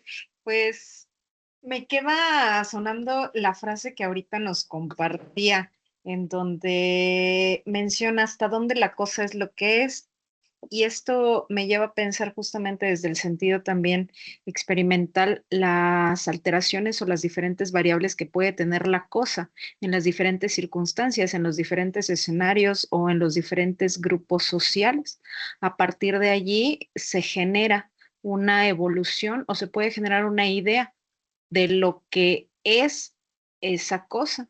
Cuando usted nos comparte lo del sentido de la estética, no, a mí me lleva a pensar justamente que, o lo relaciono con el concepto que en su momento dio Michel Foucault en relación a la normalidad y mencionaba que la normalidad era dictada por la mayoría y cada época ha tenido esta sensibilidad para hacer de notar obras artísticas, piezas musicales como la que nos permitió usted generar un análisis que nosotros pudiésemos describir justamente cuáles eran las emociones, las sensaciones, lo que estábamos percibiendo en relación al contexto histórico.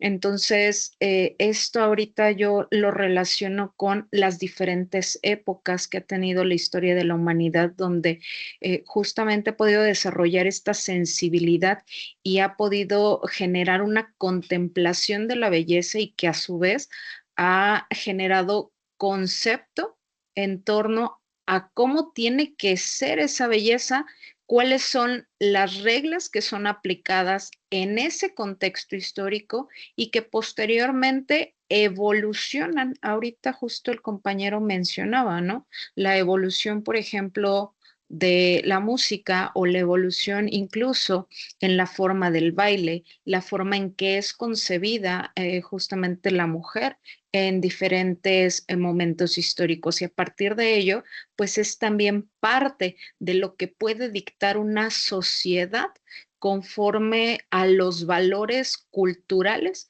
conforme a las ideas que vayan permeando a dicha sociedad. Ejemplo, ¿no?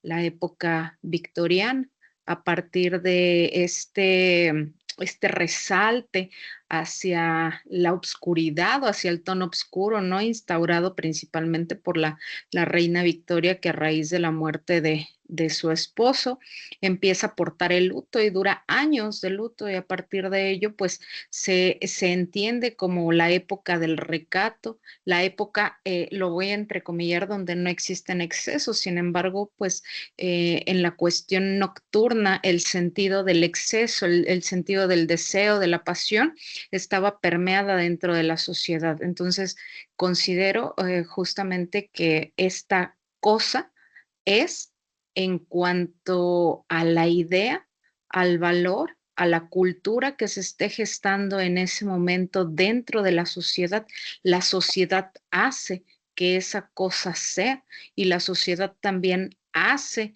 que existan límites y posiblemente un grupo reducido de personas o algunas cuantas personas pudiesen generar una alteración en dicha cosa y es así como nace un nuevo movimiento o alguna regla aplicada al nuevo estándar de belleza o en este caso sería a la estética. Gracias. Gracias a ti, Denise. Muy buena tu disertación. Coincido claro, en muchos puntos. Dices que la cosa es de este cuadro hacia adentro, la cosa ya es, y sí, pero lo interesante de esta cosa es que puede ser una cosa para tu generación, fue una cosa para su generación, será otra cosa para las generaciones siguientes, y la cosa sigue siendo eso que vemos ahí. Eso es lo interesante, ¿no? Que esa cosa ahí está y no va a sufrir alteración. La alteración la va a sufrir en la interpretación y cómo esta cosa va a interpelar a las generaciones siguientes. Eso es lo fascinante. Y lo mismo sucede con la música. Nos mencionaban hace ratito y ustedes lo expresaban muy bien en sus reseñas, en sus comentarios que hacían, en su trabajo, en qué año fue creada la novena Sinfonía de Beethoven y bajo qué circunstancias. Y seguimos apreciándola hoy en día. Y mencionábamos también hace un ratito, querida Denise, mencionaba yo, por ejemplo, el Ave María de Schubert. Sin saber de religión, sin saber de fe, sin saber de nada, es una obra disfrutable.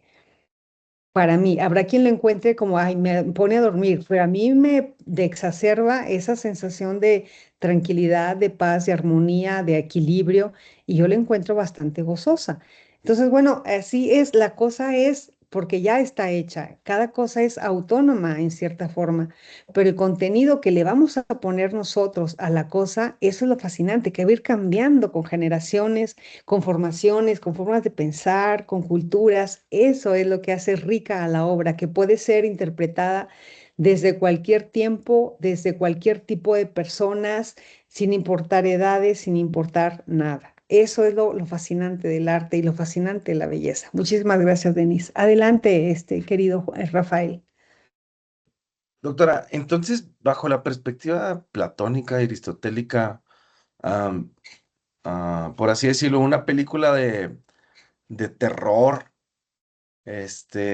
o no sé, un animal cazando a otro, no es ni arte ni mucho menos estético, ¿verdad? O sea, Bueno, una película de terror que, que no tiene, vaya, una simetría que evoca más bien horror, emociones muy grotescas, ¿no? ¿Sabe? O sea, eso sí se considera estética bajo la perspectiva de Aristóteles y Platón. pues mira, necesitaremos comentarle a ellos, pero desde esta perspectiva que estamos planteando, por ejemplo, esta postura aristotélica de la imitación, que no es un defecto ontológico, él dice que ahí están los aspectos universales de la condición humana y que generan un genuino placer intelectual. Yo me pregunto, esa película que la que tú estás hablando monstruosamente, me genera un placer intelectual genuino, es decir, un trabajo en el intelecto que me hace sentir gozo, que me hace sentir beneplácito, que me hace querer más de esa cosa. Porque si yo quisiera, imagínate, bueno, y pasa, ¿no? Yo, por ejemplo, aquí en el fondo de mi pantalla, el protector de pantalla, tengo una foto mía, pero con un estilo como si fuera expresionista. Sí. No, impresionista, perdón, impresionista. Ujú. Y me gusta mucho el impresionismo, es decir, yo quiero apropiarme de ese estilo y busco la manera. Tengo también una litografía de La mujer con sombrilla de Monet que me trajo mi hija del Museo de Nueva York y la tengo aquí también. Entonces, quiero apropiarme del arte porque me gusta. Y si ustedes quisieran esta imagen, llevarla a su casa, pues compraríamos la litografía, ¿no? Ahorita que empezaba su compañero a decir de los museos, yo consígueme litografías, o sea, me gusta mucho. Sí. Entonces, quiero apropiarme de este arte porque me genera un placer, es decir, me reta el intelecto para descubrir en eso belleza, o mejor dicho, la obra interpela a la belleza que ya hay en mi intelecto y me dice, mira, yo cubro tus requisitos. Entonces, yo despliego toda esa parte de belleza mía en la obra. Por eso no todas las obras nos gustan. Esta película que tú me dices, nomás con la narrativa, yo No, digo, digamos, no sé, el Exorcista o Hannibal. ándale, sí, la que tú quieras, pero nomás con características, esos atributos que tú le pones, digo, claramente yo no voy a ver eso, o sea, está horrible. Pero si tú me preguntas si disfruté de la película La hermanastra fea, te voy a decir, me gustó mucho la película y la encontré muy actual. Y Eso en es ese lo que yo... sentido tiene una percepción estética, o sea, ¿sí o no? Sí, claro, Ah. claro que sí. Ya. Y es también mencionar muchas cosas. Ahorita tu compañera hablaba de cómo los seres humanos modifican la cosa, ¿no? O modifican algo, algo así mencionó ella. Bueno, esta película de la hermanastra fea también tiene escenas muy bellas. Cuando está la chica bailando ahí en el ballet, ¿no? Que está en todas, con la belleza en toda su expresión, las pestañas perfectas, los labios perfectos, la nariz perfecta, la figura. Y bailaba ahí en el centro del salón para que la vieran los demás, ¿verdad? Y ser la principal, pretendida por Ujú. los varones. Entonces, ahí hay una escena, la chica, hay unos acercamientos de la cámara, como un close-up, donde se ve realmente bella. Y se juega con la geometría de las imágenes, de los pasos de movimientos del baile. Hay escenas, tomas muy bonitas, y la contraste, los colores, los verdes que vestía la chica, como pueden darse cuenta, son muy visual. Entonces, esta parte a mí me parecieron escenas muy bellas, pero cómo esa belleza se va transformando en un horror hasta que queda la chica toda deforme, también es un fenómeno que me llama la atención, cómo la belleza tiene un límite y empieza la decadencia. O la belleza es tan frágil, aunque esté en su máxima expresión, ¿cuánto dura esa expresión? Mira, te platico un poco. Aquí en la parte posterior de mi casa, que es la suya, tengo un árbol de ciruelos. A mí es un árbol enorme, está muy grande y vivo yo sola acá. Ese árbol, yo lo veo en el invierno, está seco, devastado el pobre árbol. Poco a poco va entrando el clima cálido y va como que brotando los pequeños botoncitos de flores. A las pocas semanas, ¡fum! El árbol es como si estuviera cubierto de palomitas de maíz, lleno, lleno de flores. Y no sabes cómo gozo tomar fotos de todo eso. Y luego vienen ya se van apagando las flores y yo veo cuando hace viento cómo se van cayendo los pétalos de las flores. Y luego poco a poco va brotando las hojitas verdes y ya no hay flores, sino que ahora es solo hojitas. Y el botón de la flor se va convirtiendo en el fruto del ciruelo. Y de una cosita verde pequeña va ganando peso, el árbol va extendiendo las ramas hacia abajo por el peso de tanto fruto y de repente está verde, está verde, está verde, el fruto es incomible y de repente, ¡pum!, el fruto es comible. Pero ¿cuánto dura esa fruta disponible en el árbol? Claramente yo no me doy a la tarea de ir a quitar la fruta, almacenarla, guardarla, conservarla, hacer un uso adecuado de la fruta, no. Y de repente, ¡fum!, se cae toda la fruta, colapsa la fruta y está ahí descomponiéndose y luego entra por la ventana un aroma a fruta de descomposición. Ujú. Entonces, todo el proceso ahí está. Pero ¿cuánto dura la belleza del árbol con las flores? Es efímera, dura unos cuantos días, unas cuantas semanas, cuando mucho. Y luego, ¿cuánto duran los frutos disponibles para que se coman? Apenas unas semanas. Y ya, colapsa, se acabó. Ahora sigue otra cosa. Entonces, esa fragilidad en la durabilidad de la belleza también es real. ¿Cuánto tiempo las mujeres estamos, ustedes también los varones?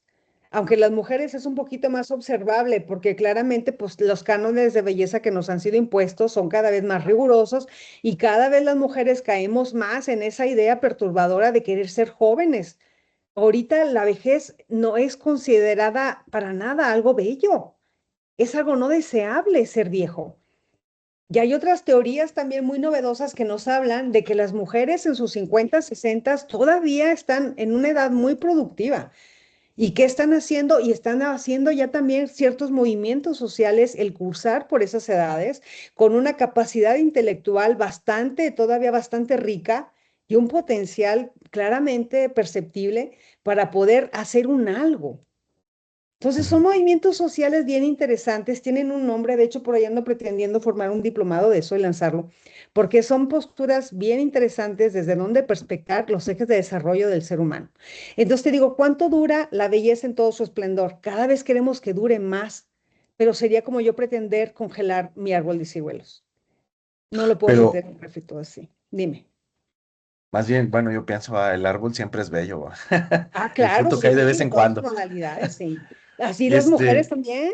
sí, claro, de hecho justo me acordaba de la película en el mismo tema, hace poco veía una película que se llama La Sustancia, no sé Mm. si la vieron con Demi Moore. Fíjate que no, pero yo la voy a ver. Se supone que se inyecta pues, un suero y como que se clona, por así decirlo, y ahí sale una versión de ella más joven. Ah, Y entonces está ella, pues en su edad actual de Demi Moore, con una versión así como de unos, no sé, 20 años quizá, ¿no? Pero está muy interesante porque precisamente hay escenas que se le podría decir que sí son de horror, ¿no? O sea, llega a un punto donde están impactantes y una de las versiones de repente se hace más amorfa, pero me parece ser que la película tiene una intención poética, ¿no? En donde precisamente está el duelo entre, entre el yo de Demi Moore y esa cuestión joven que quiere seguir siendo joven, va, pero todavía no acepta la edad que tiene. Entonces, hay un duelo interesante y bueno, ya les voy a hacer el spoiler, pero hay ya casi al final de la película hay una escena donde se acuerda que le dice en el diálogo, le dice que si se consumía toda la sustancia, se iba a convertir en la versión más bella de ella misma. Y en esa escena está, o sea, ya se consume todo el suero y se convierte en un ente amorfo por completo. Y le da mucha pena y agarra como una cara de ella y la recorta y se la pega. Entonces trae como una máscara, o sea, es como una cosa así medio amorfa y trae una máscara así pegada. Y mientras trae la máscara, nadie se queja. Todo el mundo le aplaude y todos de que muy bien. Está bien interesante esa escena. Pero luego se le cae la máscara y entonces todo el mundo se asusta y de que no, no puede ser, no es ella. Pero es evidente que todo el mundo sabía que era una cosa amorfa, solo que traía la máscara. Entonces a mí me parece ser que hay una intención poética detrás de eso, donde dices, bueno, siempre que tú finjas o pretendas ser otra persona y trates de amoldarte a los cánones sociales, pues vas a ser como bien aceptado. Pero en el momento en que aceptes como esa versión interna tuya, la más bella, la más esplendorosa, la auténtica, entonces en ese momento hay un rechazo, ¿no? Digo, se me hizo muy, muy interesante, pero también dentro de toda la cuestión de la película hay escenas muy grotescas. Por eso yo, o sea, mi pregunta es sobre esa cuestión grotesca, horrenda, no sé si ese es el término, ¿verdad? En realidad todavía existe esta cuestión de experiencia estética y arte. yo pienso que Pues, sí, sí. porque en la medida en que tú lo gozas, tú mismo acabas de decir, es una escena muy interesante. Te interesó porque algo te interpeló, te provocó una sensación. Y esa sensación, si fue de disfrute, de ternura, de lo que haya sido, si fue gozosa, ahí está. Entonces es válido el decir, acuérdate también cómo nace el arte, acuérdate también, por ejemplo, el barroco, que era de pésimo gusto y todo, y cuánto arte barroco se generó y se gestó. Y ¿cómo se llama? Perdón por las comparaciones, pero por ejemplo el tango, que era música de arrabal, y cómo se incorpora a toda una cultura acá, y se hace parte de algo, pues ya es una expresión artística, ¿no? Entonces, ¿por qué no estas películas que tú mencionas? Si a eso a ti te despierta alguna sensación linda, pues ahí está tu juicio estético, si es neutral. En cambio, si tú dijeras, no, yo amo a Guillermo del Toro porque es mexicano y sí, hay que ver sus películas y hay que apoyar. Ah, no, espérate, pues esa ya está sesgado. Pero si es Prefiero Stanley genuinamente. Kubrick. Exacto, pues sí, así. Bueno, muy bien. Dale, Juan Carlos, adelante. Pues más que nada yo considero la cuestión como del arte, la cuestión que mencionaba el compañero, Venga. al final de cuentas también es como parte del arte, ¿no? Como se menciona, al final de cuentas el arte, su función principal es como generar algo, ¿no? Generar Así. emociones. Ujú. Entonces, si en dado caso en esas cuestiones le genera ciertas emociones, la cuestión como, es que no, o sea, es que para cada quien puede ser como grotesco, no grotesco, ¿no? Por ejemplo, hay personas que aman demasiado la cuestión del terror y para ellos no es grotesco la cuestión de ver sangre y tripas y todo esto, ¿no? O sea, para ellos es como algo grato, ¿no? O sea, en mi circunstancia no tanto, pero bueno, cada quien es como estas circunstancias, ¿no? Y como usted menciona, creo que ahí sí yo tomaría, una cosa es como lo grotesco y otra cosa es como llegar a la cuestión como de arte, ¿no? O sea, la cuestión de decir, bueno, como la hermanastra fea, o sea, llegar a la situación de ver estos límites de lo grotesco y cómo llegar a la cuestión de decir, wow, o sea, cómo ha llegado la mujer a impactar la cuestión de la belleza. Y no solamente la mujer, pero en mi caso que soy de homosexual, la cuestión homosexual también está muy impactada con la cuestión de la estética y la belleza, o sea, esta situación de que debe ser un hombre atlético, deportista, joven, porque la mayor parte también de los cosméticos que se consumen son de la parte de la comunidad, ¿no? Entonces, también esta situación de decir, bueno, cuando en la cuestión de la comunidad un hombre ya se vuelve después de los 40, ya no es como grato, se ve más como la cuestión monetaria que la belleza, ¿no? O sea, puede ayudarme a mí, yo un chavito de 21, a tener lo que yo quiera porque pues esta persona ya es un profesionista, ¿no? Entonces, ¿hasta qué cuestión también la belleza afecta a otros fenómenos de la diversidad sexual? Y cómo la misma diversidad sexual en esta situación va adoptando ciertas concepciones que anteriormente se tenían en la cuestión heteronormativa, ¿no? Entonces, también se vincula como esta situación de qué es belleza y qué no es belleza. Y la cuestión de la circunstancia de la importancia del físico, ¿no? Como usted menciona, es efímero, como la cuestión de los cerezos en Japón, ¿no? Que se ve como una cuestión de nostalgia, de maravilla, sobre todo porque es un inicio de la primavera, ¿no? Y sobre todo los japoneses que se vinculan con el sintoísmo y el confucianismo, pues denota una cuestión filosófica y moral muy importante, pero hasta dónde el ser humano quiere ser trascendente, ¿no? Porque creo que a diferencia de otros mamíferos, nosotros buscamos la trascendencia en cualquier parte, desde la situación del arte hasta la situación de la arquitectura, o sea, la situación de estas pirámides monumentales de los egipcios era trascender después de la muerte, ¿no? O la cuestión de ser igual trascender, ¿no? Por ejemplo, el simple hecho de estas monarquías, ¿no? Cuando se pintaban a las mujeres que se les proponía a los reyes, trascendían fronteras porque pues no existía la foto. Y al final de cuentas, pues la realidad llegaba y pues no era la mujer que habían retratado, ¿no? Entonces era una situación en la cual pues ni modos, ¿no? Pero al final de cuentas era una situación más política que de amor verdadero. Y como usted también lo menciona, la concepción pues sí cambia demasiado y también creo que de lo grotesco. La compañía mencionaba la época victoriana. Recuerdo que a finales del siglo XIX, en la época victoriana, se dio mucho la cuestión del verde, este verde fosforescente, verde chillón, que se dio y que al final era la muerte verde, ¿no? Porque se dio otra vez, creo que era de, ay, no creo cómo se llama la sustancia que descubrió Marie, No, pero al siguiente muchas personas contra híjole, mí, ya no te entendemos, Juan desde Carlos. algo Es que te quedas exaltante. en lo más interesante. Se cortó. Sí, Ok. ¿Sí? ¿Me escuchan? Bueno, bueno. sí, ya te escuchamos, sí. Allá, entonces, de algo maravilloso, hermoso que se consideraba en la época victoriana, que era el verde chillón fosforescente, se pasó a una situación médica de decir, ¿sabes qué? Pues esto ya no se puede hacer porque pues es radiactivo y eso ya perjudica la salud y entonces este color ya lo sacamos de la cuestión de belleza o de estética, ¿no? Ahora se va a la cuestión médica con la radiografía. Entonces, sí son cuestiones en las cuales pues se modifica qué es lo que es bello, qué es lo que es grotesco, qué es lo que es apreciable, pero al final de cuentas considero yo que el concepto de arte o el objetivo del arte es motivar o expresar ciertas emociones en todos los sentidos, desagradables y agradables.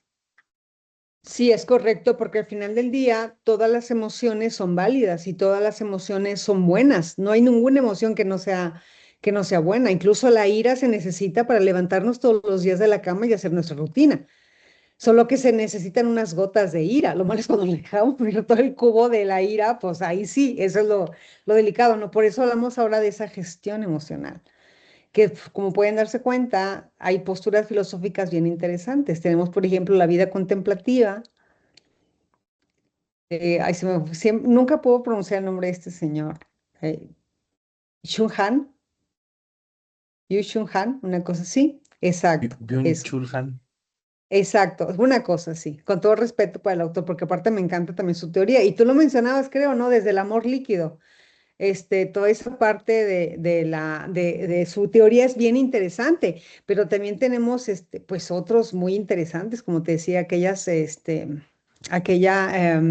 sí, ay, se me olvidó, la dialéctica del amo y el esclavo, que a mí me parece también un fenómeno muy bonito, y también una postura muy aristotélica, que decía que el hombre no es libre si no sigue normas.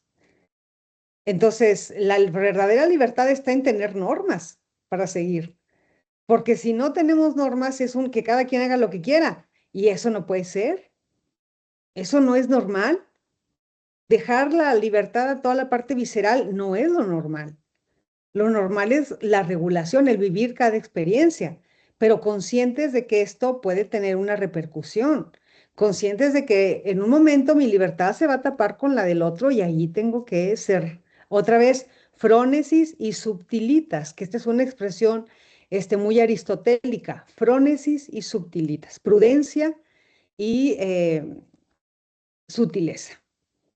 ¿Para qué? Para juzgar, para hablar, para actuar. Frónesis y subtilitas. Esa es la verdadera libertad, nos decía por ahí. Pero bueno, ahí está. Son teorías muy interesantes, definitivamente aplicables desde muchas perspectivas, desde muchas aristas abordables. Así que bueno, ahí está este tema de la estética. Aún no terminamos con esta representación pictórica, la continuaremos en la próxima semana. Y pues bueno, vayan disfrutando también de su obra de arte para que puedan compartirla aquí la próxima semana, porque esto es bello. Lo que quieran. Una canción la vamos a poner, asegúrense de tener sus bocinas activas, un poema, una imagen, una foto, lo que sea. Porque esto es bello. Encuentren algo bello ahí entre su círculo, entre su metro cuadrado más próximo y díganme por qué esa cosa es bella. Yo ya les hablé de el Ave María de Schubert, ya les hablé de la novela de Beethoven, hay muchísimos, incluso les mencioné que me gustan mucho los coros de Carmina Burana, me encantan, pero también hay otras cosas que disfruto mucho, ¿no? O sea, el son de la negra a mí me pone a vibrar y me parece una cosa hermosa. Comparar la música del mariachi con la música de una filarmónica, o sea, se me hace una cosa maravillosa. Pero bueno, esa es mi humilde perspectiva. Me gustaría mucho conocer la suya y ojalá la puedan compartir en la siguiente sesión. ¿Va? Tráiganse algo. Esto es bello y explíquenme por qué es bello. Y veremos qué tanto compartimos la idea o ese ángulo de lo bello. Sería interesante. Bueno. Bueno, ánimo chicos, gracias por su presencia y su permanencia en esta sesión de Gracias, clase. A mí doctora. me encanta conocerlos. Fuerte abrazo, Denise, fuerte abrazo, Gracias. Rafael, Juan Carlos, Manuel, Gracias. que estés muy Buenas bien. noches a Cuídense todos. mucho. Cuídense Gracias. mucho, Buenas bye noches. bye. Bonita doctora, noche. saludos. Descansen mucho.